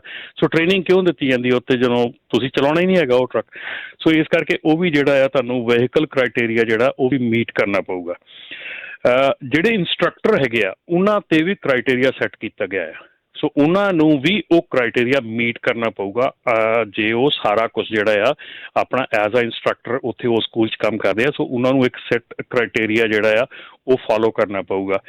ਉਸ ਤੋਂ ਬਾਅਦ ਉਹਨਾਂ ਨੂੰ ਸਕੂਲ ਨੂੰ ਰੈਕਡ ਕੀਪਿੰਗ ਰਿਕੁਆਇਰਮੈਂਟ ਮੀਟ ਕਰਨੀ ਪਊਗੀ। ਇਹ ਬਹੁਤ ਇੰਪੋਰਟੈਂਟ ਪਾਰਟ ਹੈਗਾ, ਜਿੱਥੇ ਆਪਾਂ ਕਹਿੰਦੇ ਨੇ ਕਿ ਅਕਾਊਂਟੇਬਿਲਿਟੀ ਹੋਣੀ ਚਾਹੀਦੀ ਹੈ ਕਿਸੇ ਦੀ। ਮੈਂ ਕਿਸੇ ਨੂੰ ਕੋਈ ਚੀਜ਼ ਸਿਖਾਈ ਹੈ ਅਤੇ ਮੇਰੀ ਅਕਾਊਂਟੇਬਿਲਿਟੀ ਹੋਣੀ ਚਾਹੀਦੀ ਹੈ ਕਿ ਉਹ ਬੰਦਾ ਬਾਹਰ ਜਾ ਕੇ ਕਿੱਦਾਂ ਪਰਫੋਰਮ ਕਰ ਰਿਹਾ ਜਾਂ ਕੀ ਹੋ ਰਿਹਾ।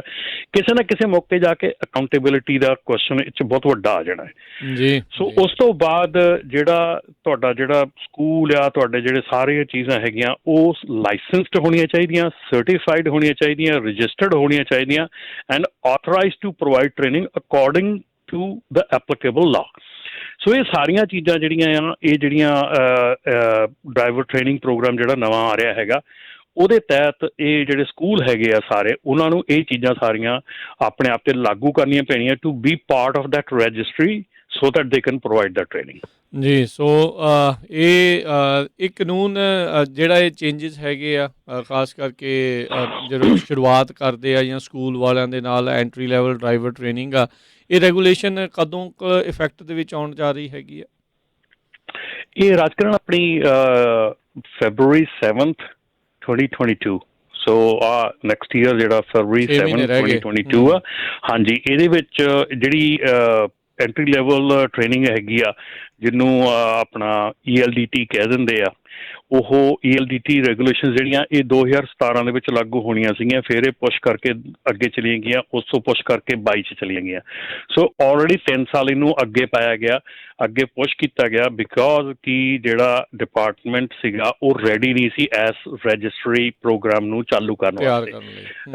ਹਾਂਜੀ, ਸੋ ਇਸ ਕਰਕੇ 3 ਸਾਲ ਦਾ ਸਮਾਂ ਦਿੱਤਾ ਗਿਆ ਸੀ ਡਿਪਾਰਟਮੈਂਟ ਟੂ ਗੈਟ ਰੈਡੀ ਕਿ ਇਹ ਜਿਹੜਾ ਟ੍ਰੇਨਿੰਗ ਪ੍ਰੋਵਾਈਡਰ ਰਜਿਸਟਰੀ ਪ੍ਰੋਗਰਾਮ ਹੈਗਾ ਇਹ ਉਹ ਮਤਲਬ ਲਾਗੂ ਕਰਕੇ ਇਹਨੂੰ ਚਲਾ ਕੇ ਟੈਸਟ ਕਰਕੇ ਤਾਂ ਕਿ ਕੋਈ ਵੀ ਫਲਾਜ਼ ਨਾ ਹੋਣ ਇਹਦੇ ਵਿੱਚ। ਸੋ ਇਹ ਜਿਹੜੀ ਚੀਜ਼ ਹੈ ਇਹ ਲਾਗੂ ਕੀਤੀ ਜਾਣੀ ਚਾਹੀਦੀ ਹੈ। ਸੋ ਇਸ ਕਰਕੇ ਇਹਨੂੰ ਡਿਲੇ ਕੀਤਾ ਗਿਆ ਸੀਗਾ 3 ਸਾਲ ਵਾਸਤੇ, ਪਰ ਲੇਕਿਨ ਹੁਣ ਇਹ February 7 2022 ਨੂੰ ਜਿਹੜਾ ਆ ਇਹਨੇ ਸ਼ੁਰੂ ਹੋ ਜਾਣਾ, ਅਤੇ ਉਦੋਂ ਤੱਕ ਜਿਹੜੇ ਪ੍ਰੋਵਾਈਡਰਸ ਹੈਗੇ ਆ ਉਹਨਾਂ ਨੂੰ ਇਹਦੇ 'ਚ ਰਜਿਸਟਰ ਹੋਣਾ ਪਊਗਾ। ਇਸ ਤੋਂ ਪਹਿਲਾਂ ਇਸ ਤੋਂ ਬਾਅਦ ਦੇ ਵਿੱਚ ਜੇ ਕੋਈ ਆਪਣਾ ਪ੍ਰੋਵਾਈਡਰ ਇਹ 'ਚ ਰਜਿਸਟਰਡ ਨਹੀਂ ਹੈਗਾ ਤਾਂ ਉਹ ਬੇਸਿਕਲੀ ਸਕੂਲ ਦੀ ਟ੍ਰੇਨਿੰਗ ਜਿਹੜੀ ਆ ਉਹ ਪ੍ਰੋਵਾਈਡ ਨਹੀਂ ਕਰ ਸਕਦਾ। ਠੀਕ ਹੈ। ਅਤੇ ਸਰੋਤੇ ਤੁਹਾਡੇ ਵੀ ਜੇ ਵਿਚਾਰ ਹੈਗੇ ਆ, ਇਹ ਸਾਰੇ ਜਿਹੜੇ ਚੇਂਜਸ ਆ ਰਹੇ ਹੈਗੇ ਆ, ਉਸ ਨੂੰ ਤੁਸੀਂ ਕਿਸ ਤਰੀਕੇ ਨਾਲ ਜਿਹੜਾ ਉਹ ਦੇਖਦੇ ਆ? ਖਾਸ ਕਰਕੇ ਸਕੂਲਾਂ ਦਾ ਮੁੱਦਾ ਤਾਂ ਅਕਸਰ ਜਿਹੜਾ ਆ ਉਹ ਉੱਭਰਦਾ ਰਹਿੰਦਾ ਆ ਨਵੇਂ ਡਰਾਈਵਰਾਂ ਨੂੰ ਲੈ ਕੇ, ਅਤੇ ਸਾਰਾ ਕੁਛ ਬਹੁਤ ਆਪਾਂ ਦੇਖਦੇ ਹਾਂ ਵੀ ਰੌਲਾ ਗੌਲਾ ਜਿਹੜਾ ਉਹ ਪਿਆ ਹੀ ਰਹਿੰਦਾ ਆ। ਤੁਸੀਂ ਕੀ ਸੋਚਦੇ ਹੋ ਵੀ ਇਹ ਠੀਕ ਹੈਗਾ ਆ ਵੀ ਇਸ ਤਰੀਕੇ ਦੇ ਨਾਲ ਰਜਿਸਟਰੀ ਬਣਾ ਕੇ ਉਹਨਾਂ ਨੂੰ ਸਰਟੀਫਾਈ ਕਰਕੇ ਰਜਿਸਟਰ ਕਰਕੇ ਵੀ ਉਹੀ ਜਿਹੜੇ ਸਿਖਾ ਸਕਦੇ ਆ? ਕੀ ਇਹ ਠੀਕ ਆ, ਵਾਜਬ ਆ, ਗਲਤ ਆ? ਕੀ ਤੁਹਾਡੇ ਇਸ ਦੇ ਉੱਤੇ ਵਿਚਾਰ ਆ? ਜ਼ਰੂਰ ਆਪਣੇ ਕਾਲ ਕਰਕੇ ਵਿਚਾਰ ਵੀ ਸਾਂਝੇ ਕਰ ਸਕਦੇ ਹੋ। 408 272 5200 4082725200। ਅਤੇ ਇਹ ਜਿਹੜਾ ਰਮਨ ਜੀ ਨਾਲ ਰਜਿਸਟਰ ਕਰਨਾ, ਕੋਈ ਇਹਨਾਂ ਨੇ ਵੈਬਸਾਈਟ ਜਿੱਦਾਂ ਡਰੱਗ ਐਂਡ ਕਲੀਅਰਿੰਗ ਹਾਊਸ ਜਿਹੜਾ ਇਹਨਾਂ ਨੇ ਤਿਆਰ ਕੀਤਾ ਸੀਗਾ, ਉਹ ਵੈਬਸਾਈਟ ਕੁਛ ਇੱਦਾਂ ਦੀ ਇਹਨਾਂ ਨੇ ਆਲਰੇਡੀ ਤਿਆਰ ਕਰ ਲਈ ਆ, ਕਰਨੀ ਆ? ਕਦੋਂ ਇਹ ਲੋਕ ਰਜਿਸਟਰ ਕਰ ਸਕਦੇ ਆ ਜਿਹੜੇ ਸਕੂਲ ਵਗੈਰਾ ਨੇ? ਬਿਲਕੁਲ ਜੀ, ਡੈਫੀਨਿਟਲੀ ਇਹ ਸਟਾਰਟ ਹੈਗੀ ਆ, ਤੇ ਮੈਂ ਇਸ ਵੇਲੇ ਜਿਹੜੀ ਇਹ ਵੈਬਸਾਈਟ ਆਪਣੇ ਜਿਹੜਾ ਫੇਸਬੁੱਕ ਦਾ ਆਪਣਾ ਲਾਈਵ ਚੱਲ ਰਿਹਾ ਹੈਗਾ, ਜੀ ਉਹਦੇ ਵਿੱਚ ਇਹ ਵੈਬਸਾਈਟ ਜਿਹੜੀ ਆ ਇਹਦਾ ਮੈਂ ਲਿੰਕ ਜਿਹੜਾ ਪਾ ਦਿੱਤਾ ਹੈਗਾ। ਬਾਕੀ ਆਉਣ ਵਾਲੇ ਸਮੇਂ ਦੇ ਵਿੱਚ ਆਪਣੀ ਪੰਜਾਬੀ ਟਰੱਕਿੰਗ ਮੈਗਜ਼ੀਨ ਦੀ ਜਿਹੜੀ ਸਾਈਟ ਹੈਗੀ ਆ ਉਹਦੇ ਤੇ ਹੋਰ ਡਿਫਰੈਂਟ ਮਾਧਿਅਮ ਦੇ ਉੱਤੇ ਅਸੀਂ ਇਹ ਜਿਹੜਾ ਲਿੰਕ ਆ ਇਹ ਪ੍ਰੋਵਾਈਡ ਕਰਦੇ ਰਵਾਂਗੇ। ਸੋ ਤਾਂ ਕਿ ਤੁਸੀਂ ਜਾ ਕੇ ਜਲਦੀ ਤੋਂ ਜਲਦੀ ਜਿਹੜੀ ਆਪਣੀ ਫਾਰਮੈਲਿਟੀਜ਼ ਹੈਗੀਆਂ, ਜਿਹੜਾ ਆਪਣਾ ਜ਼ਰੂਰੀ ਚੀਜ਼ਾਂ ਹੈਗੀਆਂ ਉਹ ਪੂਰੀਆਂ ਕਰੋ, ਤਾਂ ਕਿ ਫਰਵਰੀ 7 ਨੂੰ ਜਿਹੜਾ ਆ ਉਹ ਤੁਹਾਡਾ ਜਿਹੜਾ ਆ ਸਕੂਲ ਆ ਉਹ ਐਲੀਜੀਬਲ ਹੋਣਾ ਚਾਹੀਦਾ ਟੂ ਪ੍ਰੋਵਾਈਡ ਟ੍ਰੇਨਿੰਗ।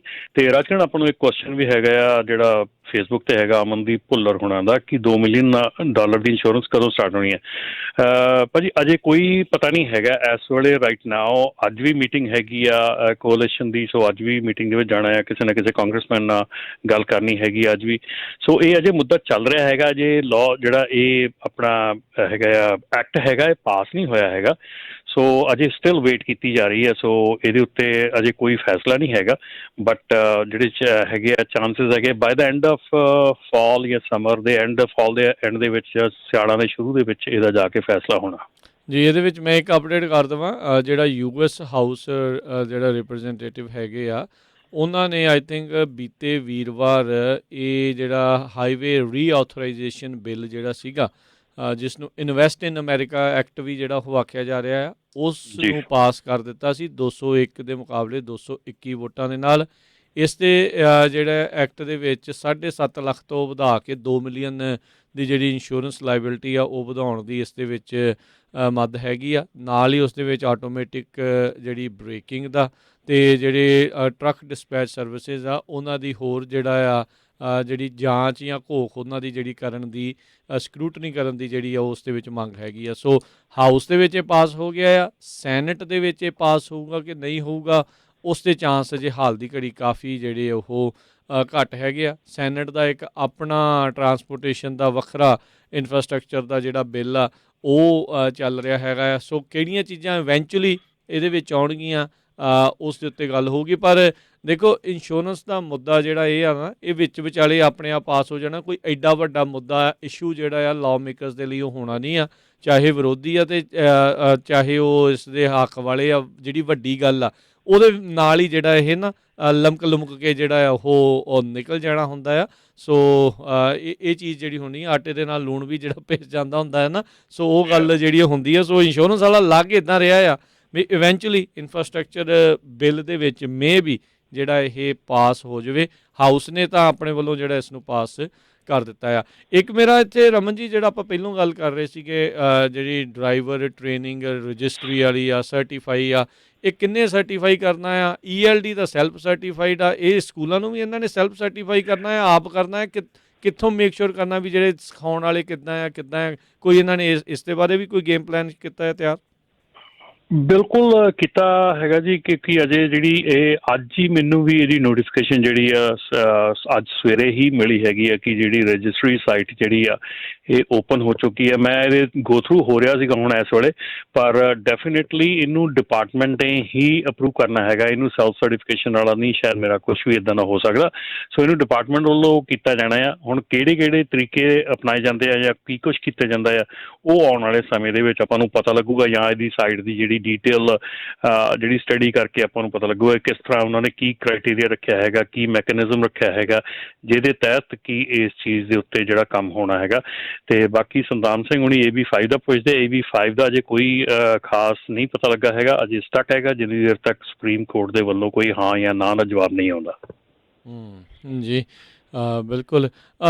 ਤੇ ਇੱਕ ਚੀਜ਼ ਜਿਹੜੀ ਆਪਾਂ ਫਿਰ ਆਪਣੇ ਜਿਹੜੇ ਸੁਣਨ ਵਾਲੇ ਉਹਨਾਂ ਨੂੰ ਇਹ ਦੱਸਦੇ ਜੇ ਵੀ ਇੱਕ ਤਾਂ ਚਲੋ ਜੇ ਤੁਹਾਡਾ ਕੋਈ ਟਰੱਕਿੰਗ ਦਾ ਸਵਾਲ ਆ ਜਾਂ ਤੁਹਾਡਾ ਕੋਈ ਵਿਚਾਰ ਹੈ, ਇਹ ਸਾਰੇ ਜਿਹੜੀਆਂ ਚੀਜ਼ਾਂ ਦੇ ਵਿੱਚ ਤਬਦੀਲੀਆਂ ਦੇਖ ਰਹੇ ਆ, ਨਵੀਆਂ ਜਿਹੜੀ ਰਜਿਸਟਰੀ ਜਿਹੜੀ ਉਹ ਤਿਆਰ ਹੋ ਰਹੀ ਆ, ਉਸ ਦੇ ਬਾਰੇ ਵੀ ਜ਼ਰੂਰ ਤੁਸੀਂ ਵਿਚਾਰ ਆਪਣੇ ਸਾਂਝੇ ਕਰ ਸਕਦੇ ਹੋ। 408 272 5200 4082725200 ਦੇ ਉੱਤੇ। AB5 ਨੂੰ ਲੈ ਕੇ ਇਹ ਸੀਗਾ ਵੀ ਜਿਹੜਾ ਟਰੱਕਰ ਕਿਸੇ ਦੇ ਲਈ ਐਜ਼ ਏ ਇੰਪਲੋਈ ਕੰਮ ਕਰ ਰਿਹਾ ਹੈ ਉਹਦੇ ਉੱਤੇ AB5 ਦਾ ਕੋਈ ਮਤਲਬ ਨਹੀਂ ਸੀ ਬਣਦਾ। ਉਹ ਪਹਿਲੋਂ ਵੀ W2 ਤੇ ਉਸ ਨੂੰ ਕੰਮ ਕਰਨਾ ਸੀਗਾ ਤੇ ਉਹ ਹੁਣ ਵੀ W2 AB5 ਆਉਣ ਜਾਂ ਨਾ ਆਉਣ ਦੇ ਬਾਵਜੂਦ ਵੀ ਉਹਦਾ ਜਿਹੜਾ ਉਹੀ ਬਣਦਾ ਸੀਗਾ। ਹਾਂ ਜਿੱਦਾਂ ਆਪਾਂ ਕਈ ਵਾਰੀ ਇਹ ਪ੍ਰੈਕਟਿਸ ਦੇ ਉੱਤੇ ਜਿਹੜੀ ਗੱਲ ਕੀਤੀ ਆ ਵੀ ਇਹ ਚੱਲੀ ਜਾ ਰਿਹਾ ਆ, ਕਰੀ ਜਾ ਰਹੇ ਆ, ਹੁਣ ਇਹ ਨਹੀਂ ਪਤਾ ਵੀ AB5 ਦੇ ਆਉਣ ਤੋਂ ਬਾਅਦ ਦੇ ਵਿੱਚ ਕੋਈ ਸਖਤੀ ਹੋ ਜੂਗੀ ਜਾਂ ਕੀ ਹੋ ਜੂਗਾ, ਪਰ ਉਹ ਜੇ ਪਹਿਲੋਂ ਵੀ ਰੌਂਗ ਸੀਗਾ ਉਹ AB5 ਤੋਂ ਬਾਅਦ 'ਚ ਵੀ ਹੋਣ ਜਾਂ ਨਾ ਹੋਣ ਦੇ ਬਾਵਜੂਦ ਉਹ ਤਾਂ ਵੀ ਜਿਹੜਾ ਉਹ ਰੌਂਗ ਹੀ ਰਹਿਣਾ ਆ। ਨਹੀਂ ਰਾਜਕਰਨ, ਉਹਦੇ ਵਿੱਚ ਇੱਕ ਚੀਜ਼ ਹੈਗੀ ਆ ਕਿ ਜਿਹੜੇ ਡਰਾਈਵਰ ਹੈਗਾ ਉਹਨੂੰ ਮਿਸਕਲਾਸੀਫਾਈ ਕੀਤਾ ਗਿਆ ਐਜ਼ ਓਨਰ ਆਪਰੇਟਰ, ਉਹ ਪਾਰਟ ਹੈਗਾ। ਉਹਦੇ ਨਾਲ ਕੀ ਆ ਕਿ ਅੱਗੇ ਜਿਹੜਾ ਡਰਾਈਵਰ ਮਿਸਕਲਾਸੀਫਾਈ ਕੀਤਾ ਜਾਂਦਾ ਸੀ ਉਹਦੀ ਜਿਹੜੀ ਕੋਕ ਪੜਤਾਲ ਸੀਗੀ, ਉਹਦਾ ਕੁਛ ਸੀਗਾ ਉਹ ਥੋੜਾ ਢਿੱਲਾ ਮੱਠਾ ਸੀਗਾ, ਨਹੀਂ ਸੀ ਪਤਾ ਲੱਗਦਾ।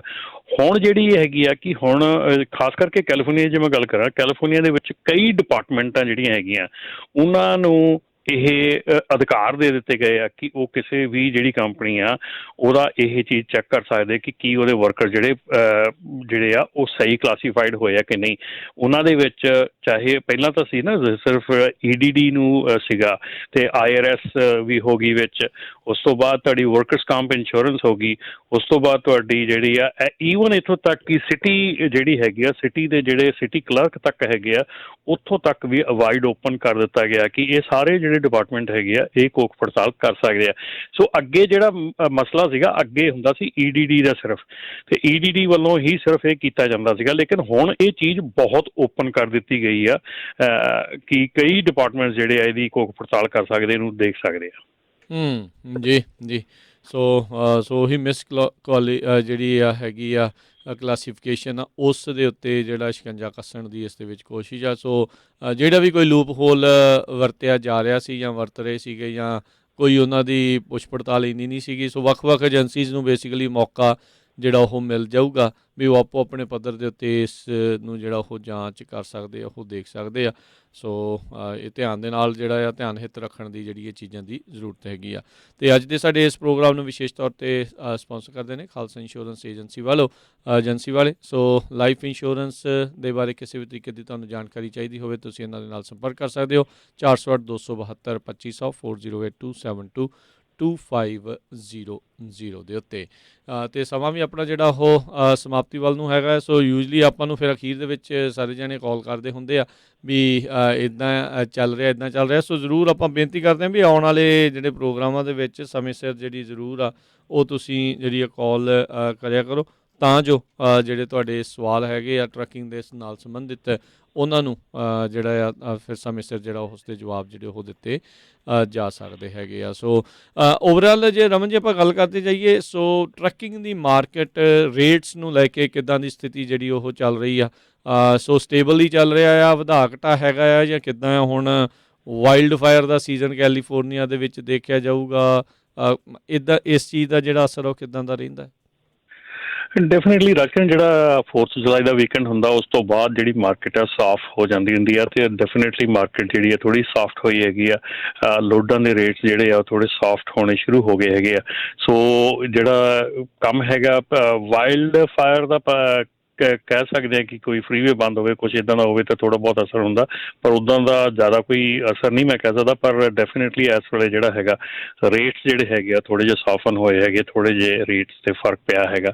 ਸੋ ਬਾਕੀ ਆਉਣ ਵਾਲਾ ਸਮਾਂ ਜਿਹੜਾ ਆ ਉਹ ਦੱਸੇਗਾ। ਬਾਕੀ ਜਿਹੜੀਆਂ ਯੂਜ਼ ਟਰੱਕ ਪ੍ਰਾਈਸਿਸ ਹੈਗੀਆਂ ਉਹ ਡੈਫੀਨੇਟਲੀ ਅਜੇ ਸਟਿਲ ਕਾਫੀ ਹਾਈ ਹੈਗੀਆਂ। ਸੋ ਟਾਈਮ ਟੂ ਟਾਈਮ ਜਿਹੜਾ ਹੁਣ ਪ੍ਰੋਬਲਮ ਜਿਹੜੀਆਂ ਵਾਲਵੋ ਦਾ ਜਿਹੜਾ ਸਟ੍ਰਾਈਕ ਚੱਲ ਰਹੀ ਸੀ ਉਹ ਵੀ ਸ਼ਾਇਦ ਖਤਮ ਹੋ ਚੁੱਕੀ। ਅੱਜ ਸਵੇਰੇ ਹੀ ਉਹਨਾਂ ਦੀ ਵੀ ਪ੍ਰੈਸ ਰਿਲੀਜ਼ ਆਈ ਸੀਗੀ ਕਿ ਉਹਨਾਂ ਦੀ ਸਟ੍ਰਾਈਕ ਖਤਮ ਕਰਕੇ ਹੁਣ ਮੇਰੇ ਖਿਆਲ 6 ਸਾਲ ਦਾ ਕਾਂਟਰੈਕਟ। ਸੋ ਉਹਦੇ ਵਿੱਚ ਵੀ ਜਿਹੜੇ ਨਵੇਂ ਟਰੱਕ ਸੀਗੇ ਉਹਨਾਂ ਦੀ ਪ੍ਰੋਡਕਸ਼ਨ ਰੁਕੀ ਹੋਈ ਸੀਗੀ। ਚਿਪ ਆਨ ਨਾ ਹੋਣ ਕਰਕੇ ਬਹੁਤ ਜਿਹੜੇ ਇਲੈਕਟ੍ਰੋਨਿਕ ਚੀਜ਼ਾਂ ਹੈਗੀਆਂ ਉਹਨਾਂ ਦੀ ਜਿਹੜੀ ਆ ਆਪਣੀ ਜਿਹੜੀ ਇਸ ਵੇਲੇ ਸ਼ਿਪਮੈਂਟ ਹੈ ਰੁਕੀ ਹੋਈ ਆ। ਸੋ ਕਾਫੀ ਚੀਜ਼ਾਂ ਜਿਹੜੀਆਂ ਉਹ ਇਫੈਕਟ ਕਰ ਰਹੀਆਂ ਹੈਗੀਆਂ, ਬਟ ਸਟਿਲ ਮਾਰਕੀਟ ਜਿਹੜੀ ਆ ਥੋੜ੍ਹੀ ਜਿਹੀ ਸਾਫਟ ਹੋਈ ਹੈਗੀ, ਬਟ ਸਟਿਲ ਗੋਇੰਗ ਗੁੱਡ।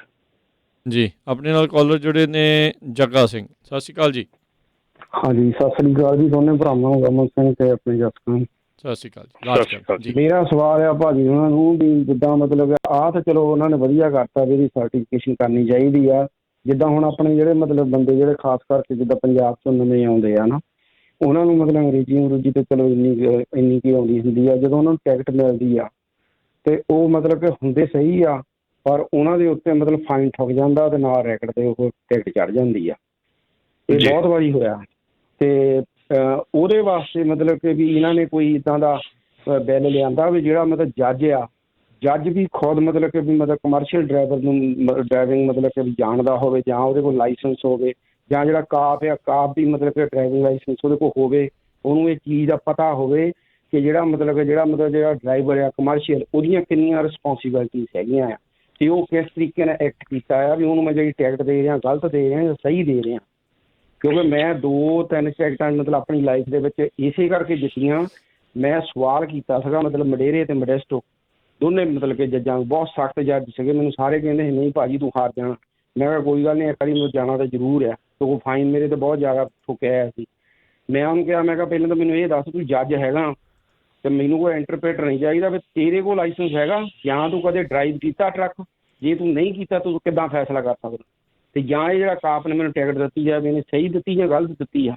ਉਹ ਟਿਕਟਾਂ ਮੈਂ ਤਾਂ ਜਿੱਤ ਗਿਆ ਜਾਂ ਮੇਰੇ ਵਰਗੇ ਹੋਰ ਕੋਈ ਮਤਲਬ ਮਾੜੇ ਮੋਟੇ ਗੋਰੇ ਵੀ ਜਿੱਤ ਗਏ ਹੋਣਗੇ, ਪਰ ਇਹ ਆਮ ਪਬਲਿਕ ਵਾਸਤੇ ਕਦੋਂ ਇਹ ਕਾਨੂੰਨ ਆਊਗਾ ਵੀ ਮਤਲਬ ਇੱਕ ਬੰਦਾ ਜਿਹੜਾ ਹੁੰਦਾ ਸਹੀ ਆ ਵਿਚਾਰਾ, ਉਹਨੂੰ ਅੰਗਰੇਜ਼ੀ ਨਾ ਆਉਣ ਕਰਕੇ ਮਕਸੀਕਾ ਹੋਵੇ, ਆਪਣਾ ਪੰਜਾਬੀ ਹੋਵੇ, ਉਹ ਹਾਰ ਜਾਂਦਾ ਵਿਚਾਰਾ। ਉਹਦੇ ਬਾਰੇ ਦੱਸੋ ਕੀ ਵਿਚਾਰ ਹੈ ਤੁਹਾਡੇ ਵੀ, ਉਹ ਆ ਸਕਦਾ ਉੱਦਾਂ ਦਾ ਕਾਨੂੰਨ? ਨਹੀਂ ਜੀ, ਇੱਦਾਂ ਦਾ ਕਾਨੂੰਨ ਕੋਈ ਨਹੀਂ ਹੋ ਸਕਦਾ ਜੀ। ਪਹਿਲੀ ਗੱਲ ਤਾਂ ਹੈ ਕਿ ਮੈਂ ਡਿਫਰ ਕਰਦਾ ਇਸ 'ਤੇ, ਕਿਉਂਕਿ ਪਹਿਲੀ ਰਿਕੁਆਇਰਮੈਂਟ ਹੈਗੀ ਹੈ ਤੁਹਾਡੇ ਡਰਾਈਵ ਟੈਸਟ ਦੀ ਕਿ ਤੁਹਾਨੂੰ ਇੰਗਲਿਸ਼ ਆਉਣੀ ਚਾਹੀਦੀ ਆ। ਸੋ ਇਹ ਪਹਿਲੀ ਰਿਕੁਆਇਰਮੈਂਟ ਹੈ। ਕਿਉਂਕਿ ਮੈਨੂੰ ਇੰਗਲਿਸ਼ ਨਹੀਂ ਆਉਂਦੀ, ਇਸ ਕਰਕੇ ਜੱਜ ਨੂੰ ਟਰੱਕ ਚਲਾਉਣਾ ਆਉਣਾ ਚਾਹੀਦਾ। ਮੈਨੂੰ ਇੰਗਲਿਸ਼ ਨਹੀਂ ਆਉਂਦੀ, ਇਸ ਕਰਕੇ ਪੁਲਿਸ ਵਾਲੇ ਕੋਲ ਵੀ ਕਮਰਸ਼ੀਅਲ ਲਾਇਸੈਂਸ ਹੋਣਾ ਚਾਹੀਦਾ। ਆਪਾਂ ਕਿੰਨੀ ਦੁਨੀਆ ਨੂੰ ਕਮਰਸ਼ੀਅਲ ਲਾਇਸੈਂਸ ਲੈ ਕੇ ਦੇਵਾਂਗੇ ਕਿਉਂਕਿ ਮੈਨੂੰ ਇੰਗਲਿਸ਼ ਨਹੀਂ ਆਉਂਦੀ।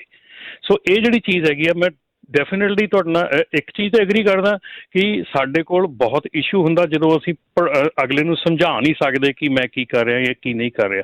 ਇਹ ਇਸ਼ੂ ਹੈਗਾ, ਪਰ ਇਹ ਇਸ਼ੂ ਤਾਂ ਦੇਖੋ ਨਾ, ਪਹਿਲੀ ਜਗ੍ਹਾ 'ਤੇ ਇਹ ਇਸ਼ੂ ਹੈਗਾ ਕਿ ਇਹ ਜਿਹੜੀ ਜੋਬ ਹੈ ਇਹਦੀ ਰਿਕੁਆਇਰਮੈਂਟ ਆ ਕਿ ਇੰਗਲਿਸ਼ ਆਉਣੀ ਚਾਹੀਦੀ ਆ, ਇਹਦੀ ਰਿਕੁਆਇਰਮੈਂਟ ਹੈ। ਜੇ ਅਸੀਂ ਉਹ ਰਿਕੁਆਇਰਮੈਂਟ ਪੂਰੀ ਨਹੀਂ ਕਰਦੇ, ਉਹਦਾ ਮਤਲਬ ਇਹ ਨਹੀਂ ਗਾ ਕਿ ਅਸੀਂ ਕਿਸੇ ਹੋਰ ਨੂੰ ਕਹੀਏ ਵੀ ਤੂੰ ਹੁਣ ਅੱਜ ਦੀ ਤਰੀਕ 'ਚ ਬਹੁਤ ਕਿਹਾ ਜਾਂਦਾ ਕਿ ਜਿਹੜੇ ਲੋਕੀ ਕਾਨੂੰਨ ਬਣਾਉਂਦੇ ਆ, ਉਹ ਕਾਨੂੰਨ ਜਿਹੜੇ ਲੋਕੀ ਬਣਾਉਂਦੇ ਆ ਉਹ ਕਿਸੇ ਨੇ ਟਰੱਕ ਨਹੀਂ ਚਲਾਇਆ। ਮੈਂ ਐਗਰੀ ਕਰਦਾ, ਠੀਕ ਹੈ ਨਾ, ਬਿਲਕੁਲ ਐਗਰੀ ਕਰਦਾ। ਹੁਣੇ ਆਪਾਂ ਗੱਲ ਕਰਕੇ ਹਟੇ ਹਾਂ ਕਿ ਜਿਹੜੇ ਡਿਸਪੈਚਰ ਨੇ ਟਰੱਕ ਨਹੀਂ ਚਲਾਇਆ ਉਹ ਕਿਸ ਤਰ੍ਹਾਂ ਡਿਸਪੈਚ ਕਰਦਾ ਆ ਬਾਹਰ ਦੂਜੇ ਬੰਦੇ ਨੂੰ ਜਿਹੜਾ ਟਰੱਕ ਚਲਾ ਰਿਹਾ, ਠੀਕ ਹੈ ਨਾ।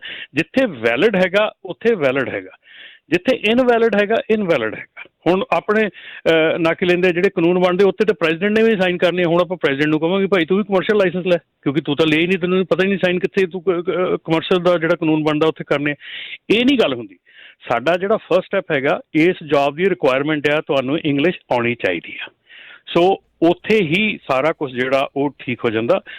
ਐਂਡ ਮੈਂ ਇਹ ਨਹੀਂ ਕਰ ਰਿਹਾ ਕਿ ਤੁਹਾਡੀ ਮੈਂ ਗੱਲ ਤੋਂ ਡਿਫਰ ਕਰ ਰਿਹਾ, ਠੀਕ ਆ। ਜਿਹੜੀ ਗੱਲ ਤੁਸੀਂ ਕਰ ਰਹੇ ਉਹ ਵੀ ਠੀਕ ਆ ਕਿ ਕਈ ਵਾਰੀ ਨਾ ਸਮਝਾਉਣ ਦੇ ਪੱਖੋਂ ਟਿਕਟ ਜਿਹੜੀ ਆ ਉਹ ਮਿਲ ਜਾਂਦੀ ਆ। ਸੋ ਬਿਲਕੁਲ ਠੀਕ ਆ, ਪਰ ਉਹਦੇ ਲਈ ਆਪਾਂ ਇਹ ਨਹੀਂ ਨਾ ਕਹਿ ਸਕਦੇ ਕਿ ਦੂਜਿਆਂ ਨੂੰ ਵੀ ਲਾਇਸੈਂਸ ਲੈਣਾ ਪੈਣਾ। ਨਹੀਂ ਦੇਖੋ, ਜਿਹੜਾ ਜੱਜ ਆ ਉਹਨੇ ਤਾਂ ਹਰ ਤਰ੍ਹਾਂ ਦਾ ਕੇਸ ਦੇਖਣਾ, ਉਹ ਕਿਹਦਾ ਲਾਇਸੈਂਸ ਲਊਗਾ, ਇੱਦਾਂ ਨਹੀਂ ਹੋ ਸਕਦਾ।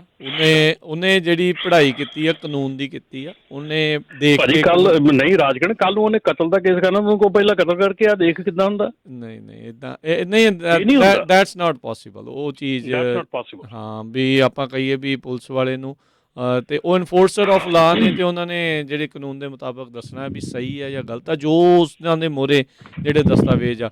ਇਹ ਅਜਿਹੇ ਮਾਮਲਿਆਂ ਦੇ ਵਿੱਚ ਹਾਂ ਜਦੋਂ ਬੰਦੇ ਨੂੰ ਲੱਗਦਾ ਵੀ ਕਿੱਦਾਂ ਉਹ ਉੱਥੇ ਜਿਹੜਾ ਕੰਮ ਹੁੰਦਾ ਵਕੀਲ ਦਾ, ਵੀ ਹਾਂ ਵੀ ਉਹ ਚੀਜ਼ ਨੂੰ ਸ਼ੋਅ ਕਰੇ ਵੀ ਇੱਥੇ ਇਹਦੇ ਨਾਲ ਧੱਕਾ ਹੋਇਆ, ਇੱਥੇ ਜਿਹੜਾ ਉਹ ਗਲਤ ਹੋਇਆ। ਜੇ ਤੁਸੀਂ ਖੁਦ ਕਰ ਸਕਦੇ ਖੁਦ ਕਰੋ, ਜਿਹੜਾ ਨਹੀਂ ਕਰ ਸਕਦਾ ਫਿਰ ਉਹਨੂੰ ਵਕੀਲ ਦਾ ਸਹਾਰਾ ਜਿਹੜਾ ਉਹ ਲੈਣਾ ਪੈਂਦਾ ਆ। ਸੋ ਇਹ ਚੀਜ਼ ਕਰਨ ਦੇ ਲਈ ਮੁਸ਼ਕਿਲ ਨਹੀਂ, ਨਾਮੁਮਕਿਨ ਆਪਾਂ ਨਹੀਂ ਕਹਿ ਸਕਦੇ ਵੀ ਸਾਰੇ ਜਾਣਿਆਂ ਨੂੰ ਆਪਾਂ ਕਹੀਏ ਵੀ ਉਹ ਹਰ ਇੱਕ ਚੀਜ਼ ਦਾ ਲਾਇਸੈਂਸ ਹੋਵੇ। ਸੋ ਨਾਮੁਮਕਿਨ ਆ। ਅਜੇ ਵੀਰ ਜੀ ਸਤਿ ਸ਼੍ਰੀ ਅਕਾਲ ਜੀ। ਸਤਿ ਸ਼੍ਰੀ ਅਕਾਲ ਜੀ, ਅਜੇ ਵੀਰ ਬੋਲ ਰਿਹਾ ਜੀ, ਦੋਵੇਂ ਭਰਾਵਾਂ ਨੂੰ ਸਤਿ ਸ਼੍ਰੀ ਅਕਾਲ। ਰਮਨਵੀਰ ਜੀ ਨੇ ਇੱਕ ਗੱਲ ਕਹੀ ਬਹੁਤ ਵਧੀਆ ਲੱਗੀ ਮੈਨੂੰ ਵੀ, ਜਿਹੜੇ ਅੱਜ ਕੱਲ੍ਹ ਮੁੰਡੇ ਆ ਰਹੇ ਨੇ ਅਤੇ ਉਹ ਟਰੱਕਿੰਗ ਦੇ ਬਾਰੇ ਕੀ ਸੋਚ ਕੇ ਆਉਂਦੇ ਨੇ।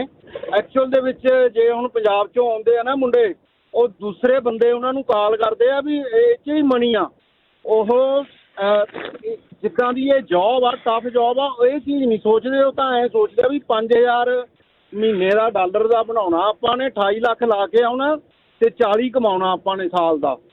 ਅਤੇ ਫਿਰ ਉਹ ਇਹ ਚੀਜ਼ ਨੂੰ ਜਦੋਂ ਸੋਚ ਕੇ ਆਉਂਦੇ ਆ ਨਾ ਤਾਂ ਫਿਰ ਸੀਰੀਅਸਲੀ ਇਹ ਜੋਬ ਨਹੀਂ ਕਰਦੇ। ਕੱਲ੍ਹ ਇੱਕ ਐਕਸੀਡੈਂਟ ਹੋਇਆ ਆਪਣੇ ਵੀਰ ਦਾ ਨਿਊ ਮੈਕਸੀਕੋ ਐਗਜ਼ੈਕਟ 80 'ਤੇ 6 ਸਾਈਨ ਭਾਜੀ ਉਹਨਾਂ ਨੇ ਮਿਸ ਕੀਤੇ ਨੇ ਵੀਰ ਜੀ ਨੇ, ਉਹਨਾਂ ਤੋਂ ਮਿਸਟੇਕ ਹੋਈ। 6 ਸਾਈਨ ਲੱਗੇ ਹੋਏ ਸੀਗੇ, ਉਹਨਾਂ ਦੇ ਮਗਰੇ ਸੀਗੇ ਅਸੀਂ ਵੀ। ਉਹਨਾਂ ਨੇ ਕੰਸਟਰਕਸ਼ਨ ਵਰਕ ਲੱਗਿਆ ਹੋਇਆ ਸੀ, ਉਹ ਕੰਸਟਰਕਸ਼ਨ ਵਰਕ ਤੋਂ ਪਹਿਲਾਂ 6 ਸਾਈਨ ਲੱਗੇ ਹੋਏ ਸੀ ਵੀ ਲੈਫਟ ਸਾਈਡ ਕਲੋਜ਼ ਆ। ਉਹਨਾਂ ਨੇ ਨਹੀਂ ਧਿਆਨ ਕੀਤਾ, ਜਾ ਕੇ ਸਿੱਧਾ ਹੀ ਟਰੱਕ ਖੜੇ ਟਰੱਕ ਦੇ ਵਿੱਚ ਮਾਰਤਾ ਤੇ ਉਹ ਬਹੁਤ ਮਤਲਬ ਬੁਰੀ ਤਰ੍ਹਾਂ ਦੇ ਨਾਲ ਉਹਨਾਂ ਦੀ ਡੈਥ ਹੋਈ ਹੈ ਵੀਰ ਜੀ ਦੀ, ਤੇ ਨਾਲ ਹੀ ਚਿੰਬੜ ਗਏ ਉਹ, ਸਾਰਾ ਕੁਝ ਹੀ ਉਹਨਾਂ ਦਾ ਬਹੁਤ ਕੰਮ ਖਰਾਬ ਹੋਇਆ। ਤਾਂ ਇਹ ਚੀਜ਼ਾਂ ਜਿਹੜੀਆਂ ਮੈਂ ਬੇਨਤੀ ਕਰਦਾ, ਜਿਹੜੇ ਮੇਰੇ ਵੀਰ ਸੁਣਦੇ ਨੇ ਟਰੱਕ ਡਰਾਈਵਰ ਵੀਰ, ਵੀ ਫੋਨ 5-5 ਜਾਂ 4-4 ਮੁੰਡੇ ਇਕੱਠੇ ਹੋ ਕੇ ਕਾਨਫਰੰਸ ਦੇ ਉੱਪਰ ਕਾਲਾਂ ਆਪਾਂ ਲਾ ਲੈਂਦੇ ਹਾਂ, ਨਾ ਲਾਇਆ ਕਰੋ ਵੀਰ ਜੀ। ਟਰੱਕ ਡਰਾਈਵਿੰਗ ਬਹੁਤ ਹਾਰਡ ਆ। ਰਮਨ ਵੀਰ ਜੀ ਨੇ ਸਹੀ ਕਿਹਾ ਵੀ ਆਪਣਾ ਜਿਹੜਾ ਧਿਆਨ ਆ ਰੱਖੀਏ, ਕੋਈ ਸਾਈਨ ਮਿਸ ਨਾ ਕਰੀਏ।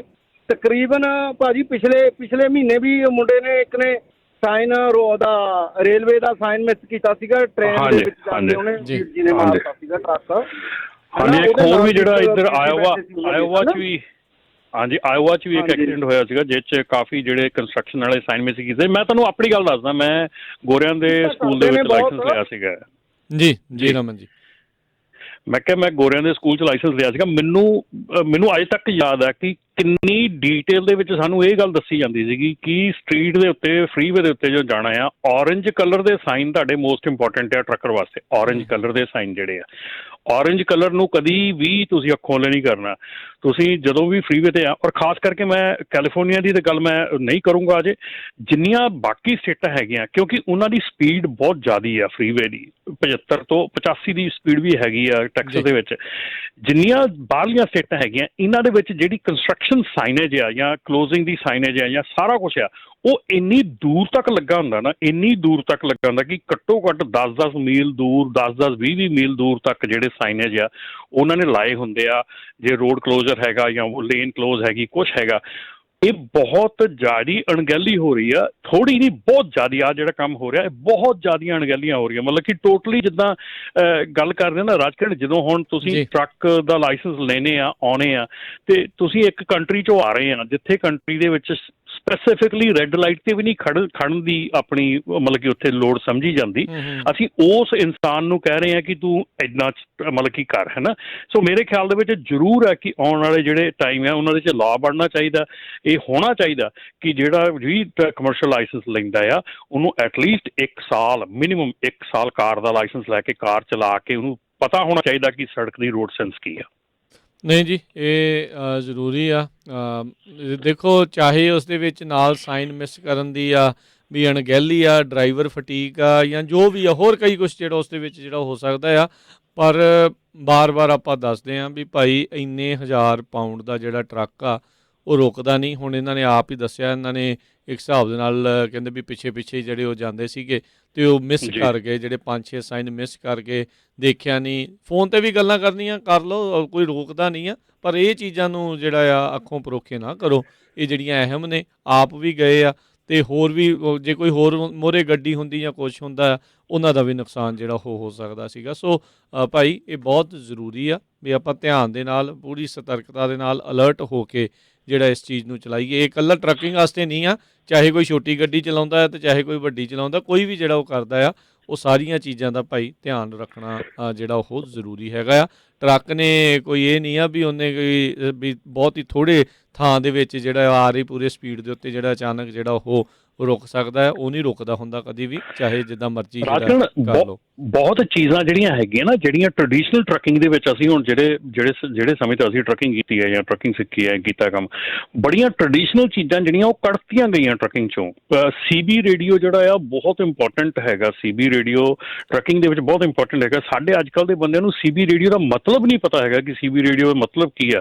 ਜਦੋਂ ਅਸੀਂ ਚਲਾਉਂਦੇ ਸੀਗੇ, ਪੰਜਾਬੀਆਂ ਦਾ ਅੱਡ ਚੈਨਲ ਹੁੰਦਾ ਸੀਗਾ, ਠੀਕ ਆ, ਹਰ ਕਮਿਊਨਿਟੀ ਦਾ ਅੱਡ ਚੈਨਲ ਉਹਨਾਂ ਨੇ ਬਣਾਏ ਆ। ਇੱਕ ਜਰਨਲ ਚੈਨਲ ਹੁੰਦਾ ਸੀਗਾ ਕਿ ਜਰਨਲ ਚੈਨਲ 'ਤੇ ਉੱਥੇ ਇੱਕ ਦੂਜੇ ਨੂੰ ਦੱਸ ਰਹੇ ਹੁੰਦੇ, ਇੱਕ ਦੂਜੇ ਨੂੰ ਦੱਸਦੇ ਆ ਟਰੱਕਰ ਅੱਗੇ ਜਾ ਰਿਹਾ, ਪਿੱਛੇ ਜਾ ਰਿਹਾ, ਕਲਰ ਦੇ ਨਾਲ, ਇਹ ਉਹ ਇੱਕ ਐਕਟੀਵਿਟੀ ਚੱਲਦੀ ਰਹਿੰਦੀ ਤੁਹਾਡੇ ਤੇ, ਤੁਹਾਡੇ ਆਲੇ ਦੁਆਲੇ ਟਰੱਕਾਂ ਦੇ ਵਿੱਚ ਜਿਹੜੀ ਐਕਟੀਵਿਟੀ ਚੱਲਦੀ ਰਹੀ, ਉਹਨਾਂ ਬੰਦਾ ਇੱਕ ਥੋੜ੍ਹਾ ਜਿਹਾ ਸੁਹਿਰਦ ਰਹਿੰਦਾ ਅਤੇ ਧਿਆਨ ਰਹਿੰਦਾ, ਗੱਲ ਕਰਦਾ ਕਿ ਮੇਰੇ ਲਾਗੇ ਕੌਣ ਲੰਘ ਰਿਹਾ, ਕੌਣ ਕਰ ਰਿਹਾ। ਦੂਸਰੀ ਗੱਲ ਹੈ ਕਿ ਜਿਹੜੇ ਇੱਕ ਟਰੱਕ ਆਟੋਮੈਟਿਕ ਆ ਗਏ, ਆਟੋਮੈਟਿਕ ਟਰੱਕ ਜਿਹੜੇ ਆ ਉਹਨਾਂ ਨੇ ਬਿਲਕੁਲ ਹੀ ਡਰਾਈਵਰ ਨੂੰ ਨਿਠੱਲਾ ਬਣਾ ਦਿੱਤਾ। ਜੀ ਜੀ, ਚਲੋ ਉਹਨਾਂ ਨੇ ਤਾਂ ਟਰੱਕਾਂ ਬਣਾਉਣ ਵਾਲਿਆਂ ਨੇ ਆਪਣੇ ਟਰੱਕ ਵੇਚਣੇ ਆ, ਡਰਾਈਵਰਾਂ ਦੀ ਸ਼ਾਰਟੇਜ ਆ, ਸੋ ਕੰਮ ਸੌਖਾ ਕਰ ਰਹੇ। ਪਰ ਇਹ ਆ ਵੀ ਡਰਾਈਵਰ ਸ਼ਾਰਟੇਜ ਦੀ ਆੜ ਦੇ ਵਿੱਚ ਇਹ ਨਾ ਕਰੋ ਵੀ ਡਰਾਈਵਰ ਸੇਫਟੀ ਤੇ ਨਾਲ ਜਿਹੜੇ ਦੂਜਿਆਂ ਦੀ ਸੇਫਟੀ ਆ ਉਹ ਵੀ ਦਾਅ ਨਹੀਂ ਰਾਜਕਿਰਨ, ਹੁਣ ਅਗਲੇ ਪ੍ਰੋਗਰਾਮ 'ਚ ਆਪਾਂ ਗੱਲ ਕਰਾਂਗੇ ਜਿਹੜਾ ਆਉਣ ਵਾਲਾ ਕਾਨੂੰਨ ਹੈਗਾ, ਆਉਣ ਵਾਲਾ ਟਾਈਮ ਹੈਗਾ, ਉਹਦੇ ਵਿੱਚ FMCSA ਆਲਰੇਡੀ ਇਸ ਚੀਜ਼ ਤੇ ਵਰਕ ਕਰਨਾ ਸ਼ੁਰੂ ਕਰ ਦਿੱਤਾ ਆ ਕਿ ਇੱਕ ਜਿਹੜਾ ਆਪਾਂ ਆਟੋਨਮਸ ਟਰੱਕ ਦੀ ਗੱਲ ਕਰਦੇ ਸੀਗੇ ਹੈ ਨਾ, ਬੜੀ ਵਾਰੀ ਆਪਾਂ ਗੱਲ ਕਰ ਰਹੇ ਨੇ ਆਟੋਨਮਸ ਟਰੱਕ ਦੀ। ਸੋ ਇਸ ਵੇਲੇ FMCSA ਕੰਮ ਕਰ ਰਹੀ ਆ, ਆਪਣੇ ਜਿਹੜੇ ਸਟੇਕ ਹੋਲਡਰਸ ਹੈਗੇ ਆਲੇ ਦੁਆਲੇ ਯੂਨੀਵਰਸਿਟੀਜ਼ ਹੈਗੀਆਂ, ਉਹਨਾਂ ਨੇ ਆਲਮੋਸਟ 7.5 ਮਿਲੀਅਨ ਦੀ ਗ੍ਰਾਂਟ ਵੀ ਜਾਰੀ ਕੀਤੀ ਆ ਵਰਜੀਨੀਆ ਟੈਕ ਨੂੰ, ਕਿ ਜਿਹਦੇ ਵਿੱਚ ਸਟੱਡੀ ਸ਼ੁਰੂ ਹੋ ਗਈ ਆ ਔਰ ਉਹਦੇ ਕਾਨੂੰਨ ਦੇ ਬਣਾਉਣ ਦੇ ਆਲੇ ਦੁਆਲੇ ਉਹਦੇ ਕਾਨੂੰਨ ਬਣਾਉਣ ਦੀ ਗੱਲਬਾਤ ਸ਼ੁਰੂ ਹੋ ਚੁੱਕੀ ਆ ਕਿ ਕੀ ਇੱਕ ਸੋਲੋ ਡਰਾਈਵਰ ਜਿਹੜਾ ਆ ਉਹਦੇ ਨਾਲ ਦੂਜਾ ਡਰਾਈਵਰ ਜਿਹੜਾ ਟੀਮ ਡਰਾਈਵਰ ਆ ਉਹ ਆਟੋਨਮਸ ਟਰੱਕ ਹੋ ਸਕਦਾ। ਠੀਕ ਆ, ਸੋ ਤੁਸੀਂ ਟਰੱਕ ਦੇ ਵਿੱਚ ਇੱਕ ਸੋਲੋ ਡਰਾਈਵਰ ਜਾ ਰਿਹਾ, ਦੂਜਾ ਡਰਾਈਵਰ ਆਟੋਨਮਸ ਹੈ, ਸੋ ਇੱਕ ਸ਼ਿਫਟ ਸੋਲੋ ਡਰਾਈਵਰ ਲਾਊਗਾ, ਇੱਕ ਸ਼ਿਫਟ ਜਿਹੜੀ ਆ ਉਹ ਟਰੱਕ ਲਾਊਗਾ। ਸੋ ਕੀ ਇਹ ਜਿਹੜੀ ਆ ਇਹ ਪੋਸੀਬਲ ਹੈਗਾ? ਇੱਥੇ ਸਟੱਡੀ, ਇੱਥੇ ਕੰਮ ਜਿਹੜਾ ਆਲਰੇਡੀ ਇੱਥੇ ਕਾਨੂੰਨ ਬਣਾਉਣ ਤੇ ਆਵਰਸ ਆਫ ਸਰਵਿਸ ਚੇਂਜਸ ਕਰਨ ਤੇ ਇੱਥੇ ਕੰਮ ਆਲਰੇਡੀ ਸਟਾਰਟ ਹੋ ਚੁੱਕਾ।